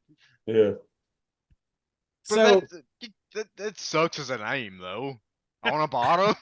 You Yeah, can't- no, it just doesn't have that same ring to it. Yeah. should have been in a bottom. Oh Lord. I'm No. sorry, guys. No, no. I'm sorry, no. guys. So what I'm gonna say here is like, this is the only thing I have bad to say about her acting. Like, I guess she's supposed to be over the top during the sex scene, but like it really takes me out whenever like she's doing it later in the movie and they're not even having sex. I actually like that scene way better. I thought this one was with her like scratching the dude and everything. I didn't like that. I was like, oh, this is Well, Okay. yeah. I mean, So like that stuff makes sense when they're actually having sex, I guess. Like it's weird. I get like I'm not saying like I no, like it. it's okay. It's weird. It's Yeah, fine. okay. So like But it just seems so like like the way she's doing it. It just seems like she's just playing up to it so much, and it just doesn't feel as like it's I get almost like comedic in the way she's doing it. And yeah. so like what she's doing isn't really possible anyway, which we all know that. Like it's like they had her overact it on purpose, which I don't like because if you've seen her in other films, you know she's a good actress. she's a very Like good actress. yeah, she's phenomenal. Like she's just You, playing it at the peak here, and it's too much. how do you think she's killing these guys? She's I using mean, she's her telekinesis. Well, right. no, she's crushing their rib cages and their lungs. Well, that's what it looks like, but this is but with her mind. So this is yeah. Jean Grey. That's what you're telling me. Okay, okay, it's Jean Grey. I got. She's got the Phoenix Force in her thighs. yes. I Okay. believe that. Yeah. All right, that's all I'm gonna say about it. The rest of the movie. Other than that, she's hot. Go ahead. Definitely. I like her in every other. This is the only scene I really don't like her in. Honestly, is the sex scene. I thought she was too over the top in that particular sex scene. Yes. So pretty much when Bond finds naked dead guy, he then realizes, oh crap, something's about to happen. So he goes to the frigate. I And love this level. yeah, the level on the video game was So so tough. different. It's a little tough. But it was a good level. Yeah. Anyway, so in the movie, he just pretty much runs up as the Tiger helicopter is taking off, and that's it. And Bond is the only person that knows it's being stolen and not, tested. So Well, I have a question. Like, is the Tiger helicopter real, or is this named after Tiger Tanaka? It is real. Okay. Actually, one of my students brought me a book the other day with a bunch of airplanes and helicopters in it, and that Tiger was in that book. Okay. well, is it actually not susceptible to EMP damage? I don't know if it's EMP hardened, but it looks like a question that Brent could read it for us. Yeah, I don't know about that, but I did have something to add to this. The pilots that she shoots, one of them is Wayne Michaels, the stunt guy, from the first scene, and the first one I believe is Wayne Michaels, and then the second one is somebody else. I don't remember, like one of the producers or something. The two pilots that she shoots, one of them is Wayne Michaels, the stunt guy from the first part, and then Is the other guy Yeah, Michael that's- G. Wilson? I don't think so. He's at the big conference table in Okay. St. Petersburg. That's when we Okay. see his cameo. But yeah, I was gonna ask if that stunt double that you're talking about was the one that performed the bungee jump. He is Okay. the one who performs the bungee jump, and I want to say he's like a production guy or something. The other one is he might have been the one that produced this. Stephen, I wanted to say it was Stephen something or other. I don't know. I can't find it now, but I thought that was interesting. Yeah, I didn't know that. But I'll look up the tiger thing right now and see if I can figure out if it's a real thing. Also know Thank that. you. Go ahead. I was gonna say thank you for the good trivia, Brent, because I didn't know that either. And Yeah. I was gonna ask John, next time you get a chance to look at your book, would you mind looking and seeing if there is an eject button right next to the head in the I Tiger helicopter? doubt it. It looked very taped on. That's the only reason I was asking. I noticed this. Bond didn't get to plant the modem on the helicopter. Did he? No, yeah. Okay, that's the last GoldenEye 64 reference I'll make. Sorry. So pretty much That was done. we then Where's not? we then get Bond going back to MI6, and he's talking to M, and he's pretty much saying, this would be the perfect escape vehicle for the GoldenEye satellite being stolen, which happens in Siberia, like right about this time. They even watch it on live television, don't they? I do want to say I like that scene because this is the first one. They like making fun of America in, Yeah. in this movie. Well, and this that's the is first. Like he asks, "Is this live?" And she says, "Unlike the Americans, we don't like to get our news off CNN. So yes, this is live." that's like the first real jab I feel like from the Bond series. I mean, No, but I just noticed in this movie, different countries, like, because another one happens later with Boris. Well, actually, it's not much later. It's like basically a minute later. Boris is what he's talking talking about about, yeah, hacking the dumb Americans. yeah, I forgot about that. Yeah, I don't like this movie anymore. No,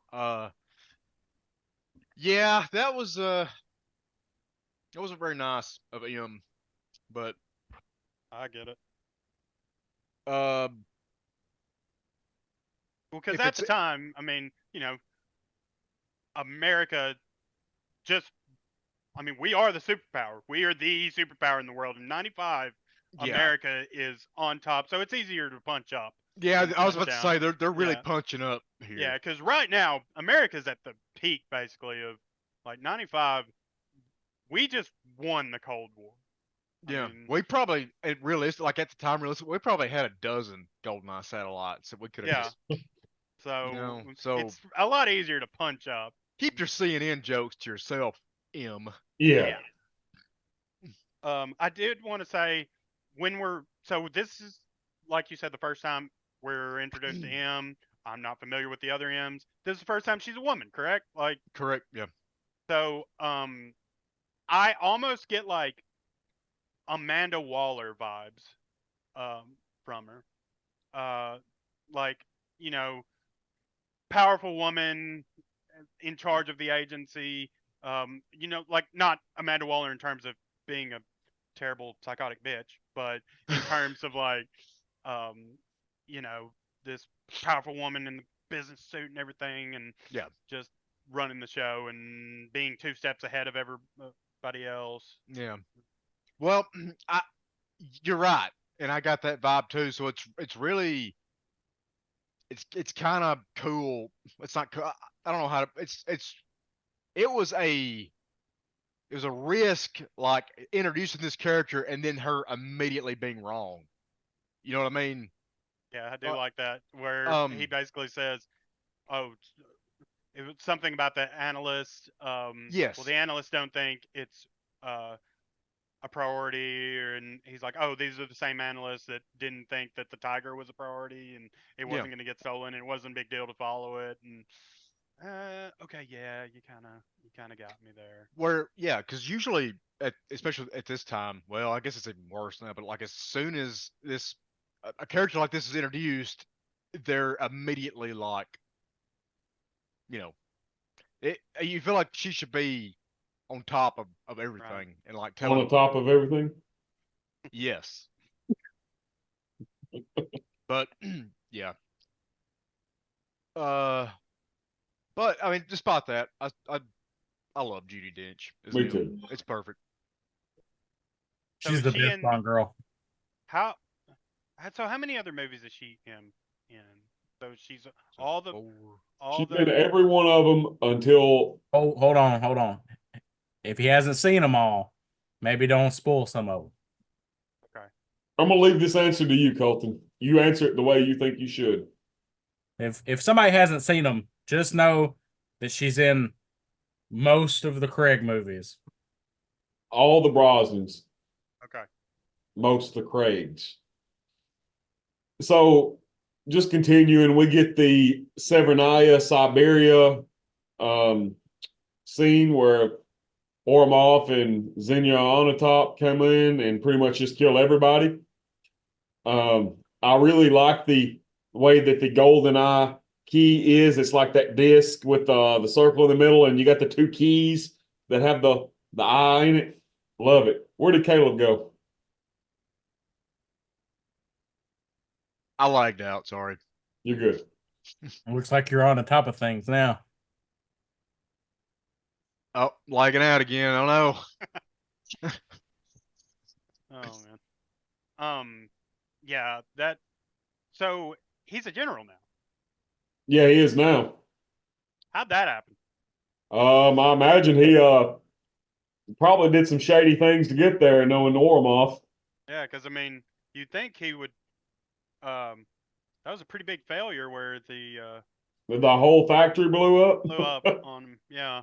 Yeah. And then he let Bond go, and Well, if you think about it, like he's got Alex like at his disposal, you would think. So he can probably get a lot of stuff done behind the scenes without anybody knowing. That probably had a lot to do with his Promotion, Rise. yeah. but promotions.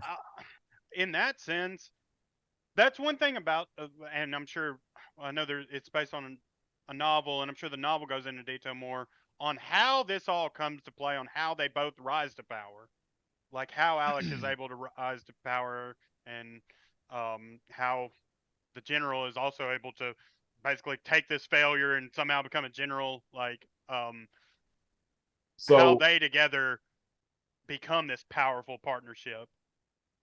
so I was Goldeneye. actually asking about that just before we started the podcast because, like, yeah, I don't know. So Goldeneye is not based on a novel.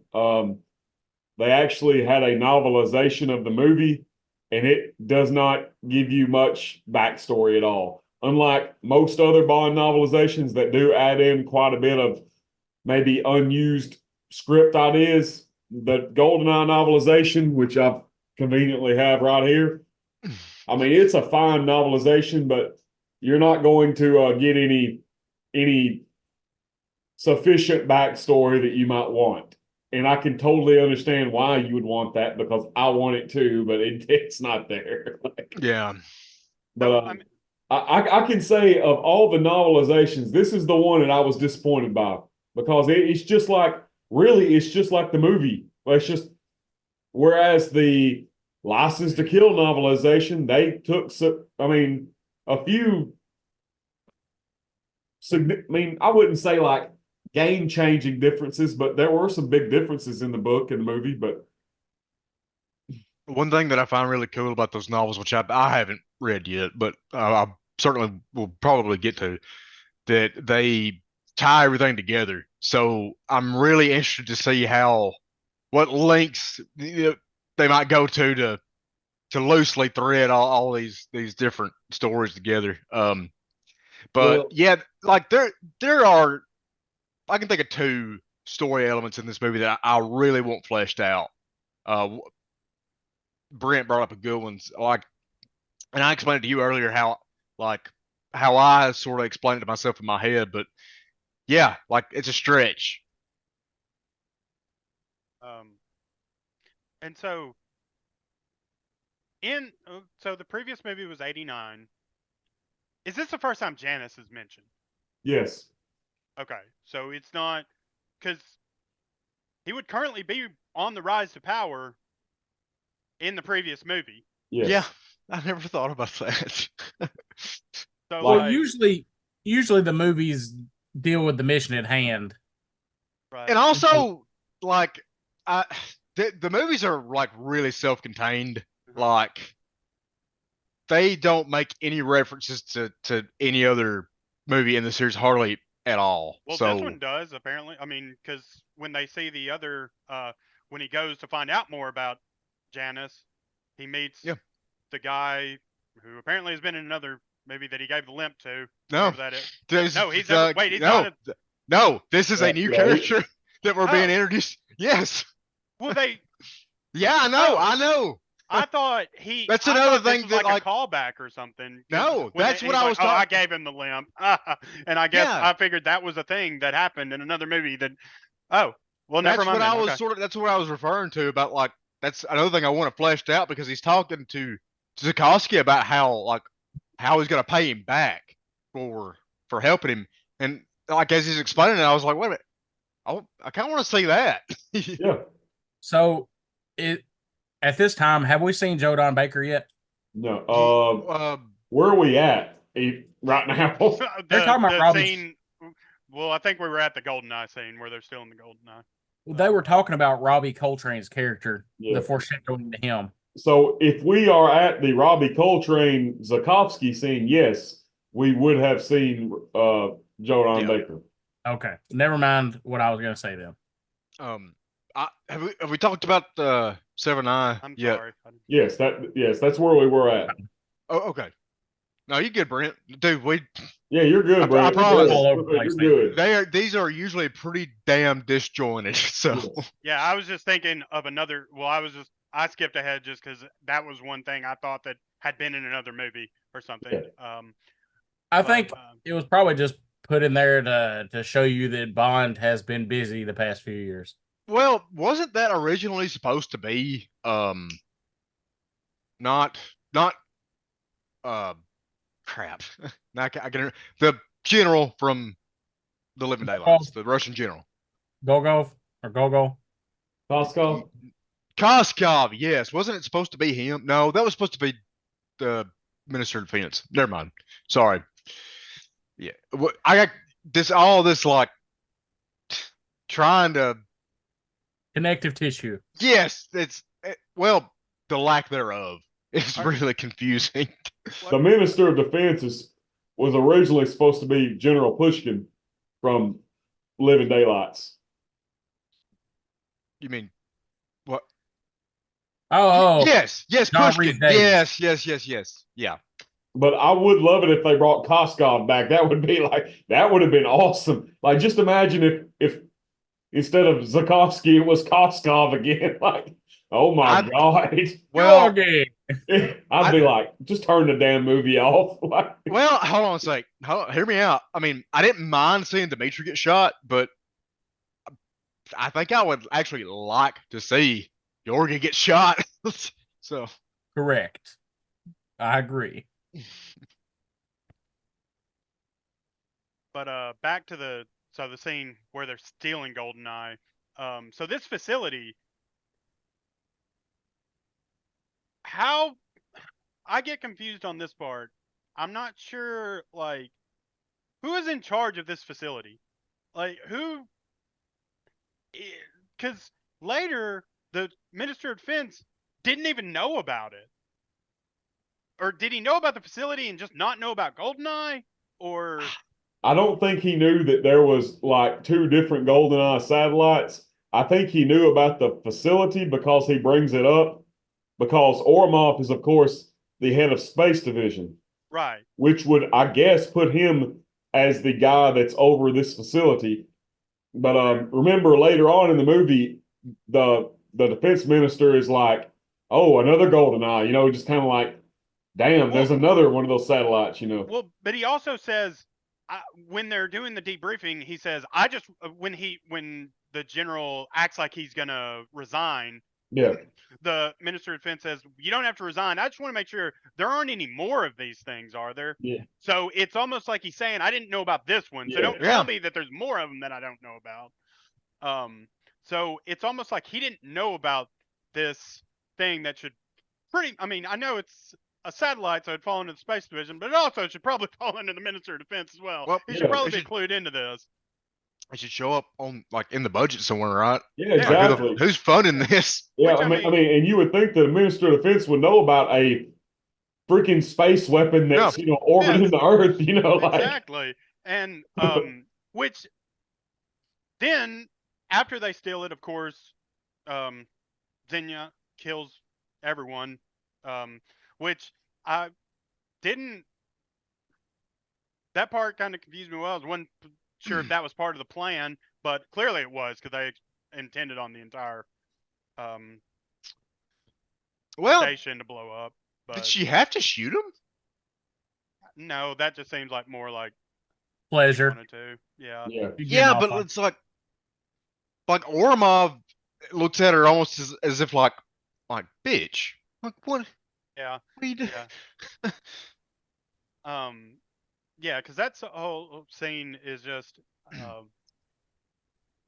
don't know, confusing to me. And the whole scene is just her edging. Yeah. Yeah.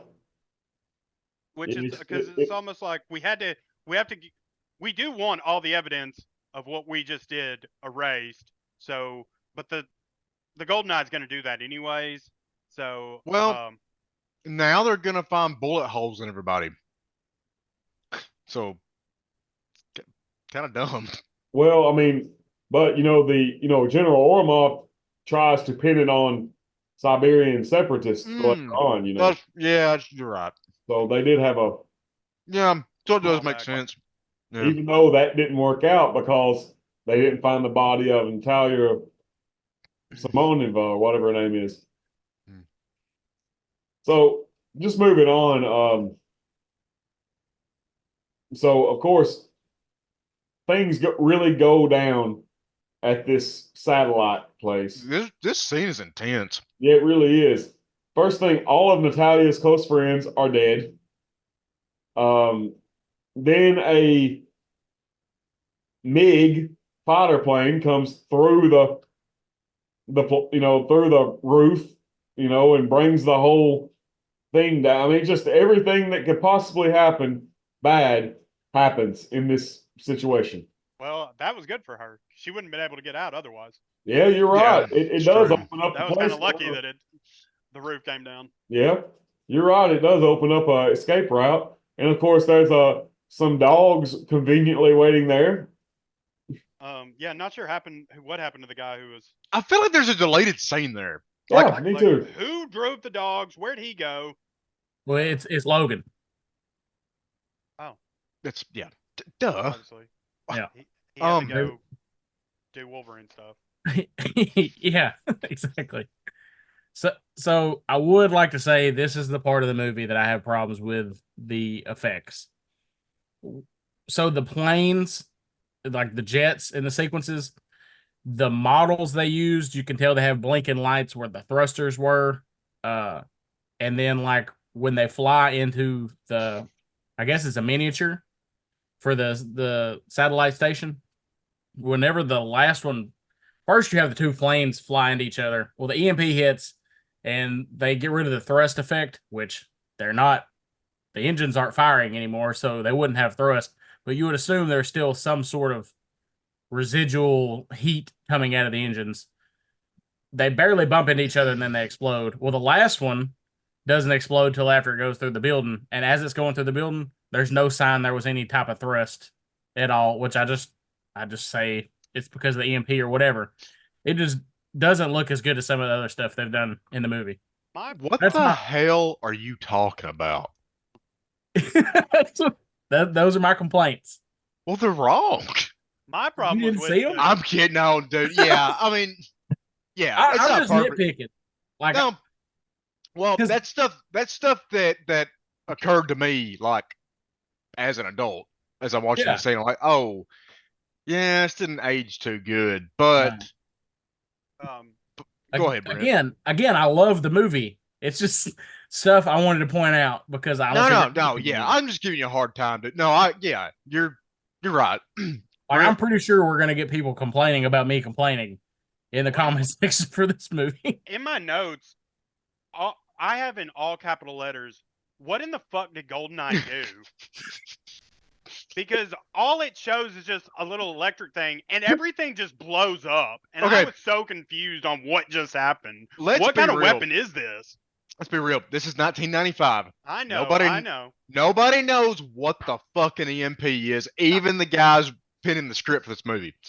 Even though, is it M that explains the EMP?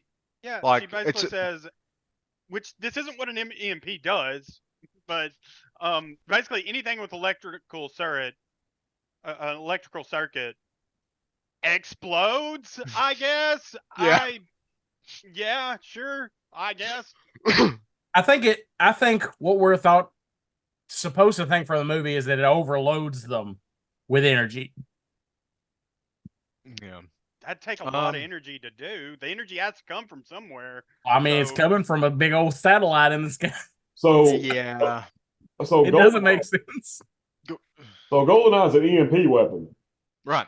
So it sets off a nuclear explosion in the atmosphere, which then knocks out all the electronics in the area, correct? Isn't that how it works? Yeah. Yes, My problem's not with it knocking it out. It's with making everything explode. Okay. Like, Well, why did everything just explode? I couldn't figure out what just happened because they hadn't even explained it was an EMP yet. All you see is like this little bit of electricity, and then all of a sudden everything just explodes. And yeah. My reasoning is that it was exploding because the circuits are overloading, like an excess of energy. Yeah, Right. I get what you're. Yeah, it's just. It's not done well. Uh, it's just not explained well. I think Yeah. yeah. I'm not saying it's bad. Well, the way I I'm look not. at it is this is before EMP was in every action movie and every video game. So now people know what EMP is thanks to Call of Duty and thanks to every action movie that comes out. But I mean, Yeah. the way I see it back then, people probably didn't know how to make it even look like an EMP explosion. You know what I mean? That's just the way I look at it. Now, y'all might have different ideas, but I don't think any of us are complaining about it. We're just discussing the confusion behind it. Like, I mean, he just watched the movie for the first time, and this is what he's getting from it in 2023. yeah. Which, I mean, what you just said about EMPs and how we didn't know about them, and they could kind of just make them whatever they wanted. Yeah. That's kind of a complaint that I've talked to Caleb about the latest movie with nanobots. Yeah. Oh, thank you. dude. Like, just Dude, nanobots. look, we don't know what nanobots do. They to just do whatever you need. The plot needs them to do.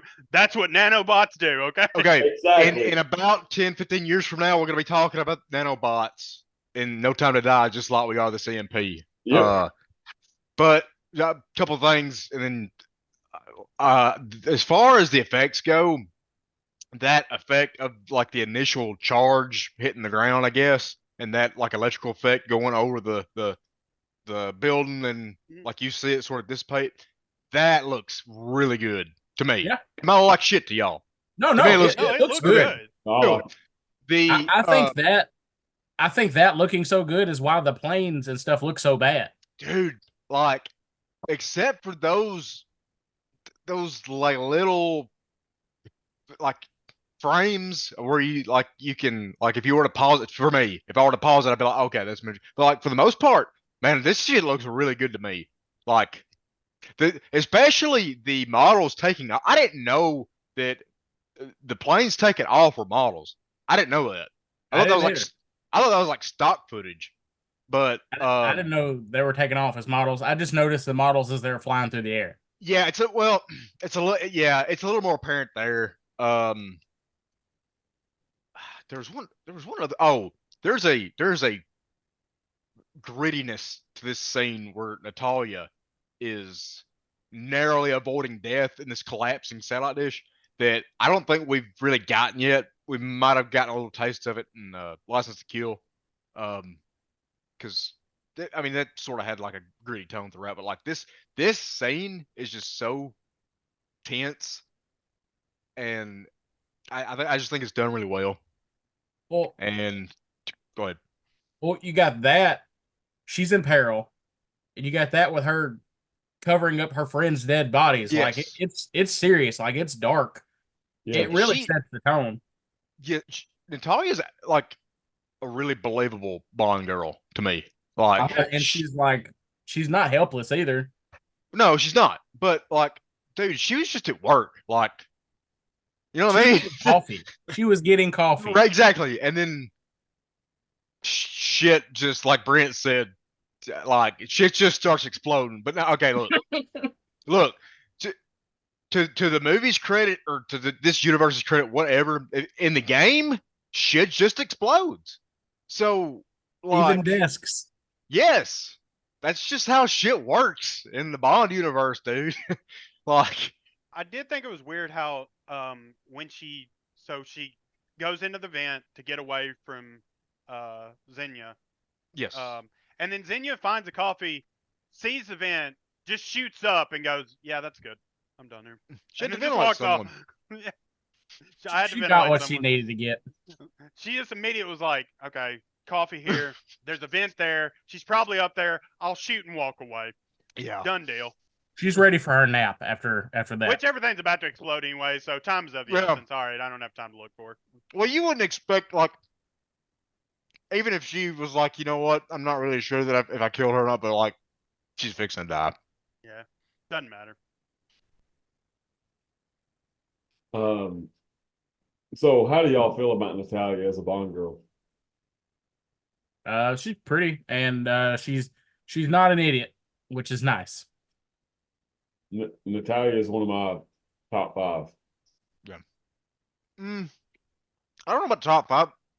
I mean, yeah, probably, but like, She's got good chemistry with James. yes, that's another thing. But My top 3.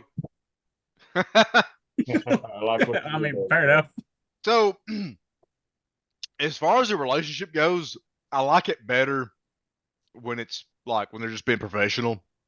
We sort of get like this. It just feels like a forced romance toward the end. It's I want fine. to say something about that later. And Yeah, it's like that's just a box that they had to check. You know what I mean?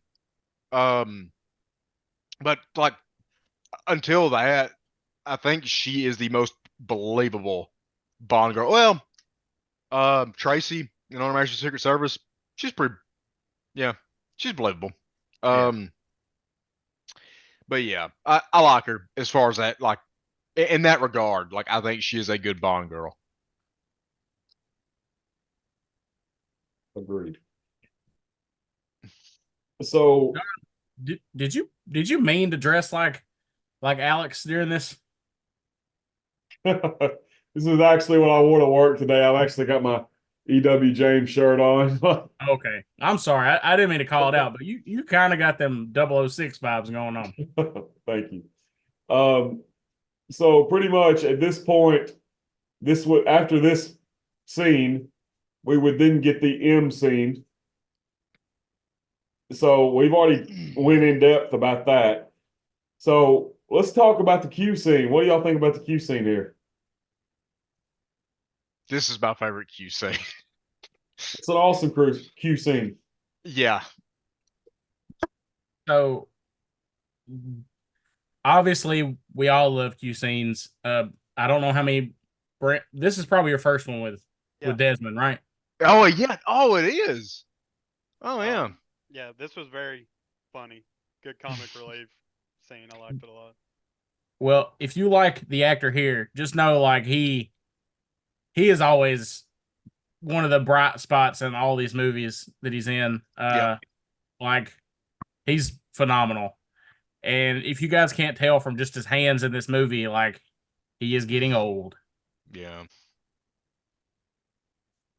That's something I pointed out in the Living Daylights podcast. Like to me, that's where he like first started showing his age.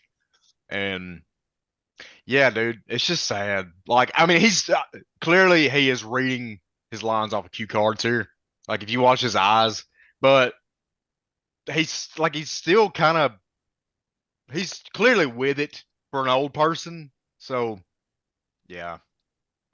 I just love him. I love every minute of seeing him on screen. I love the relationship here. Like, it was sort of like this with Timothy Dalton. Like the whole mutual respect thing, but it's more so here. Like you really you feel like these guys are old pals. Yeah, it truly seems like they like each other here. Like Yes. I mean, not just respect for your work. It's like, no, man, me and you are buddies. You know, they go back. You know, we've been doing this for years. You know, like it's just like I wish Q would have said something like, but like, why am I old? And you're not. Like, why do you keep on getting younger, dude? Because at one point we were pretty close to the same age. He should have been like 007. Did you get a facelift? Did you get another facelift? Well, I did want to say something about like at the 9-year jump, looks exactly the same. Didn't. Yes. Yeah. That is just one thing that it's almost like they make a point to dance around. Like they don't even touch that subject. They should have had Timothy Dalton do the opening of this movie and then have Pierce Brosnan do the rest. Well, I mean, technically, it's supposed to be Roger here, like in '86. Okay. Yeah, you're right. Yeah, that would have been jarring as fuck. But yeah, this scene is very funny. I love the background stuff that's going on. Although, who's he hiring to work around here? That like the guy who walks into the phone booth. What did he did? Where did this guy come from? Did he not know that the phone booth was going? Did he think it was an actual phone booth? What just happened? And also, like, who are these gadgets for? Yeah, the guy just walks into the phone booth like he's actually going to make a phone call. Like he was like, "Oh man, this is so convenient. I needed to make a phone call. I thank God this is here. Let me just. What is happening? Why is there an Why is there a airbag? huge airbag all of a sudden? Hey, Caleb. Yeah. Hey, does James Bond know he's got a theme song? Remember Oh, dude, yes. that was one of my favorite lines from you. So, Yeah. guys, Go ahead. what about the sandwich? I Don't love the touch sandwich. that. It's my lunch. I love Like the sandwich. Bond was flipping it over, like looking he's for like, what the switches and fuck? shit. What does this do? This is so Like, it's realistic. a sandwich. Oh, but also the BMW. The only issue I have is he points out all the stuff with the BMW. BMW's in the movie for like 3 seconds. Yeah, like Never get to Probably see it do paid for anything. half of the movie. That's true. I think I did read. I think that's what it was. BMW like was sponsoring part of the movie or something. They had to have it in. Well, I think the reason that they never used any of the gadgets was because the one that we see, like in the Q scene, and the one that we see later of him driving in Cuba, was the only one that they had.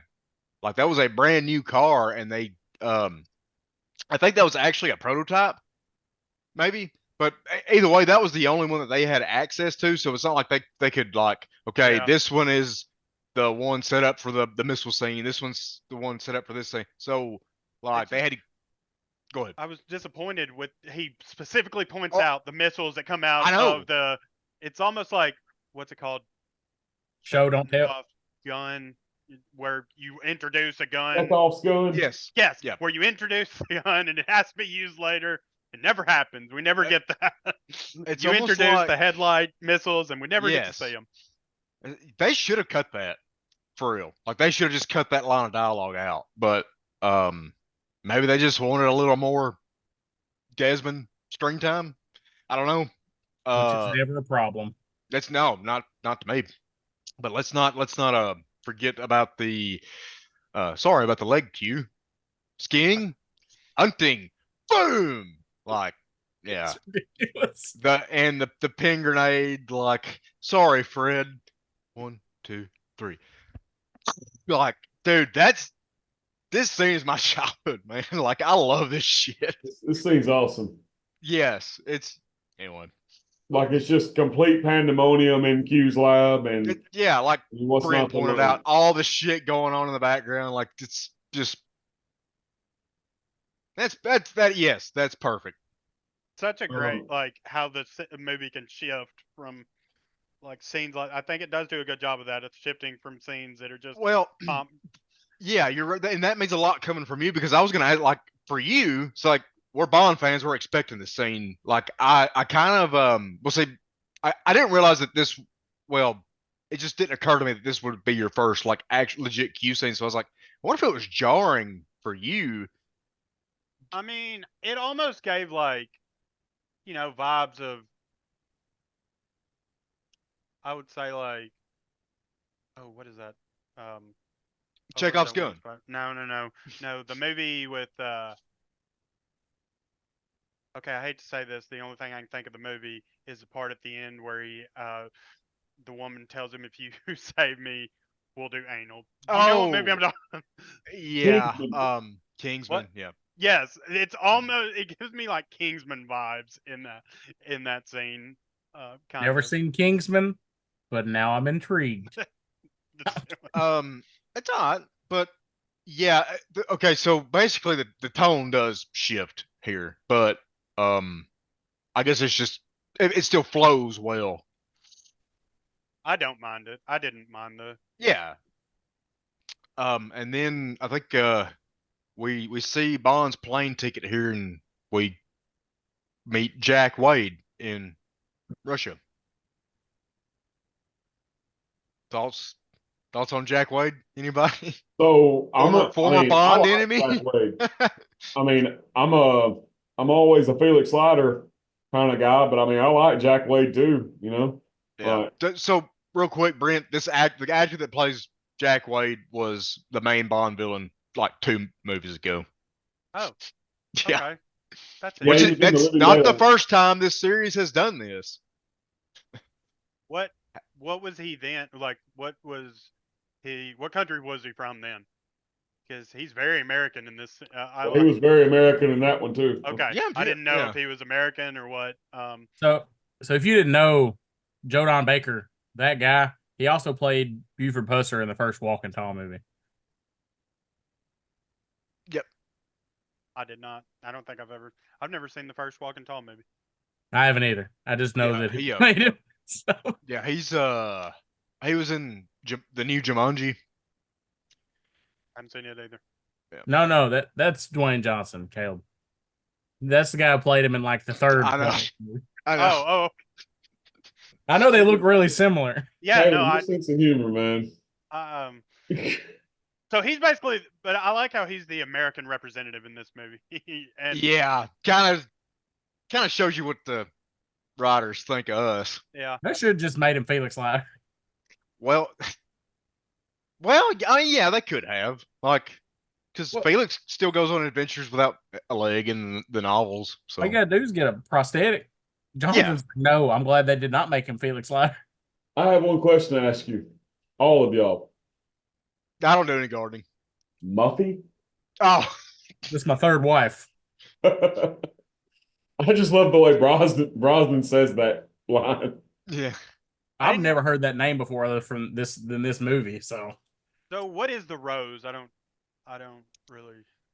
Well, didn't I think understand I think it's actually a tattoo like he got Yeah. for his For his third wife. and that's just That like was he's just Bond's way of identifying identifying Walker. him. Yeah. Oh, okay. So I didn't realize if that was like something all agents get or something. I didn't understand like why. No, Bond he does not asked to have see that. I didn't understand why he asked to see it. Like why. Okay, that makes sense. Well, I then. think it's because he didn't like hit that question back, like because he's like in England, April's a spring month. Is that what he says? Yeah. And yeah. I didn't mean to interrupt you, Caleb. Oh well, I think that's why he had to see the tattoo because he's not doing the He's not following protocol. wordplay. Yeah. Yeah, I just didn't understand how he knew about the tattoo. Like, Oh yeah. Okay. Well, I'm sure that's it's not in really. I'm sure it was in the debriefing before he was supposed to go meet him. Yeah, probably. So I like this scene because of all the times we've seen Bond meet up with his allies and they do their little wordplay and everything. I like that this turns that on its head, which if they did that more in the franchise, I wouldn't like it, but I really like it here.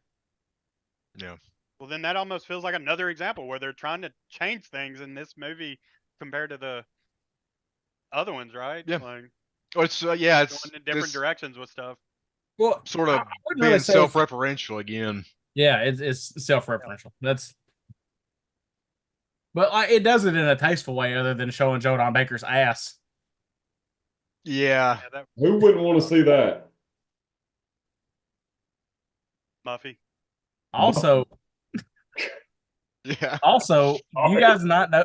What do you guys think about him being like asking about the car? He's like, "Oh, this car's never let me down." Then, like next thing you know, they're working on the car, and he's got all the tools to work on the car. What is he doing? Like what? Hitting it with a sledgehammer. Like he's doing No, this okay. random stuff, like hitting it with a hammer. Yeah. Okay. So it's overheated, right?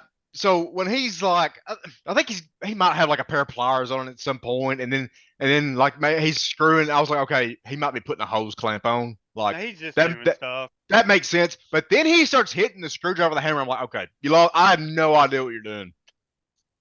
It's almost like, I mean, it's kind of another American, like, it's almost like we just introduced this American character. He's a bit of a bumbling idiot. Yeah, He's about to tell you this car never fails him, and then he's going to be working on it in the next scene. Just like us Americans. Yeah. Should have used an American car.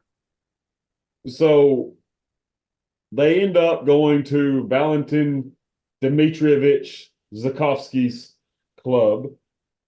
And, we get a lot of, talking about the previous assignment that we did not see where Bond shot him in the leg.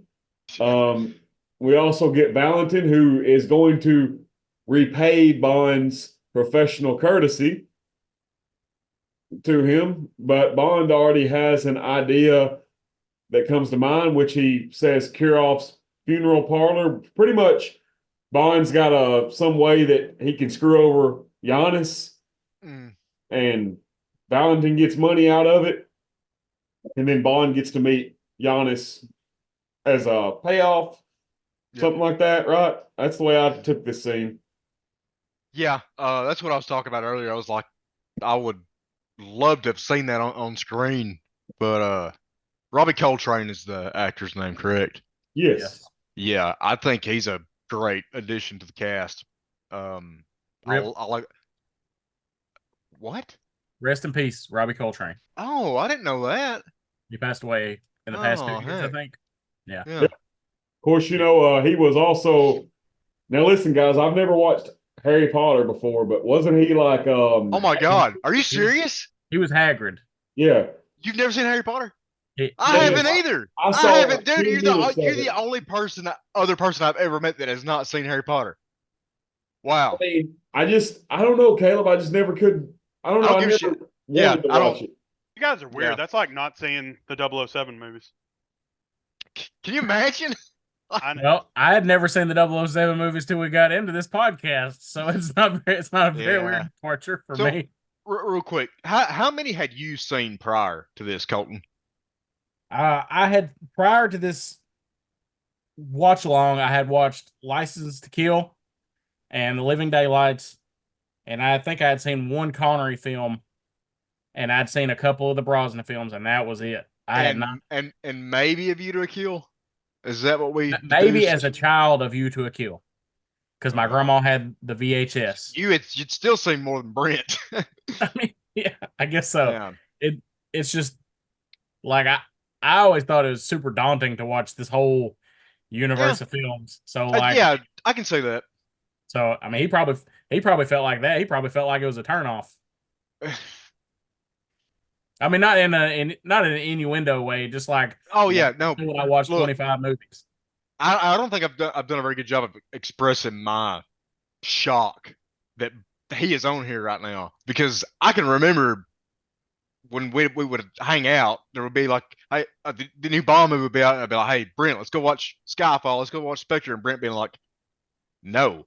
He said, And I how watch about no? most movies too. Yeah. And I just, It's not like he's a hard sell. Like, I remember we have watched Punisher Warzone together. Oh. So, Oh, dude, oh my God, what a movie! I like most of Punisher Warzone. Oh man, that movie is something It's else. bad. Dude, I love that movie. Oh my It's God, bad. the parkour rocket launcher scene is just, Oh my God, God. that's the best part of the movie. look, this is not relevant at all, and I'll shut up. I swear to God. But like, I remember when me and him were watching that movie, and that scene came up. Me and him literally looked at each other and died out laughing because it was so ridiculous. Just Like, out of the blue. yes. All right. Anyway, Bond meets Rest in Giannis. peace, Ray Stevenson. Him too. Yeah, he died. Yeah, Are you really? I'm serious. He died this past year. Dang, I did not know that. Yeah, we lost a good one, man. He was really good. I think posthumously, the last thing he did was this Star Wars show called Ahsoka. He played a kind of a rogue Jedi type character in it, and it was a really good performance. Other than the Disney element of things, like he was a shining star in a not so bright spot. Well, dude, okay. I think he could have been a good Punisher. But that movie was just like He no, looks yeah. he looks like the most like the Punisher out of all the Punishers we've had. He's not my favorite, but he did a good job with what he had. Thomas Jane will always be my Punisher. So Same. whenever I say this, I mean this as legit. Like I happen to like the Punisher Warzone quite a bit. Like Well, we're I- not saying it's not enjoyable, John. I am. Yeah. I'm literally saying it is not Yeah, enjoyable. No, I can't get on board with this. it's okay, boys. I mean, I'll And I don't think I don't like. Me and Brent literally like we both watched this movie at the same time, and we were both like, it's not like we're influencing each other's opinion. Like, yeah. it's We were just yeah. It's all good. I mean, I take no offense, boys. Not that you would care if I did or not, but I mean, Yeah, no, it's anyway. What were we Um, talking about? we're talking about Robbie the- Coltrane. yeah. Robbie Goldeneye or Coltrane. something? so skip- Taylor disappeared. We I'm skipped, I'm listening.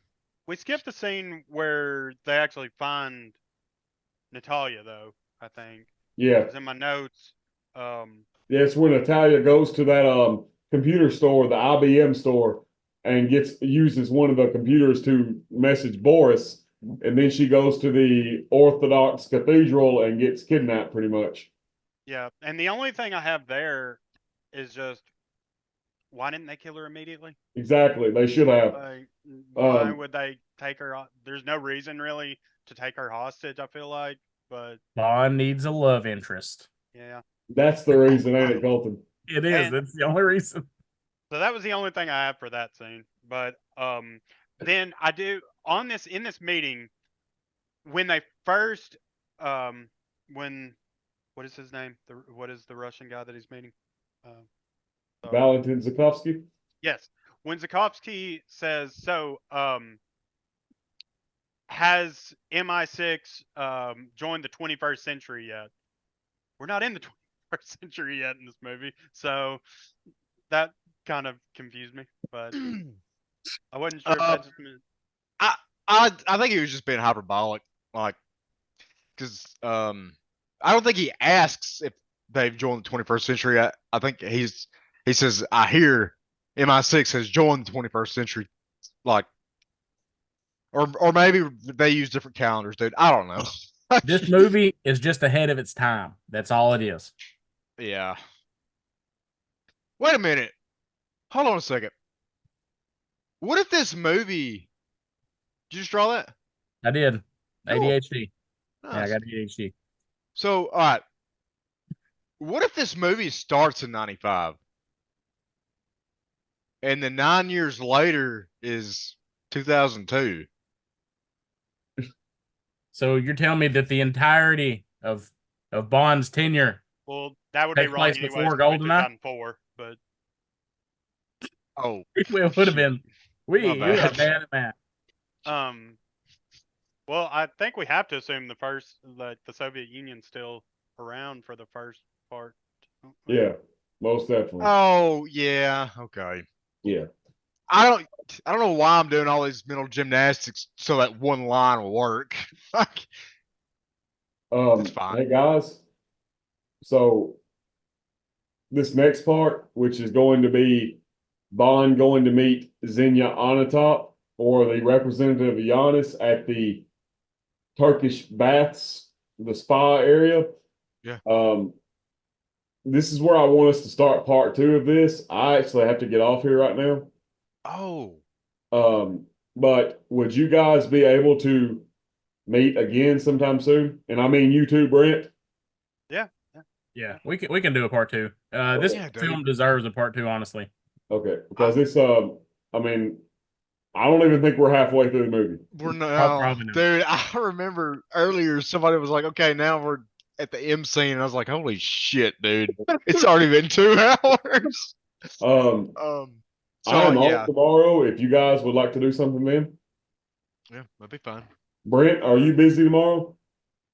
Yeah, I think I have to work tomorrow. It depends on what the weather's going to do, on whether we're definitely going to open, because the pharmacy we're pretty much always I open. got you. But if the weather's bad, we might close early. So there's no way of knowing when I'd be free. Well, Brent, If- will you please get with Caleb and you guys figure something out, and me and Colton can make our plans around you, because I want you to be here for the rest of this. Yeah. If we have to, if everybody's busy all week, we can do it next weekend. It's not a big deal. Like, Yeah. Yeah, I don't mind. It's whatever for me, but I was gonna say like there's a good chance I am gonna have to work tomorrow.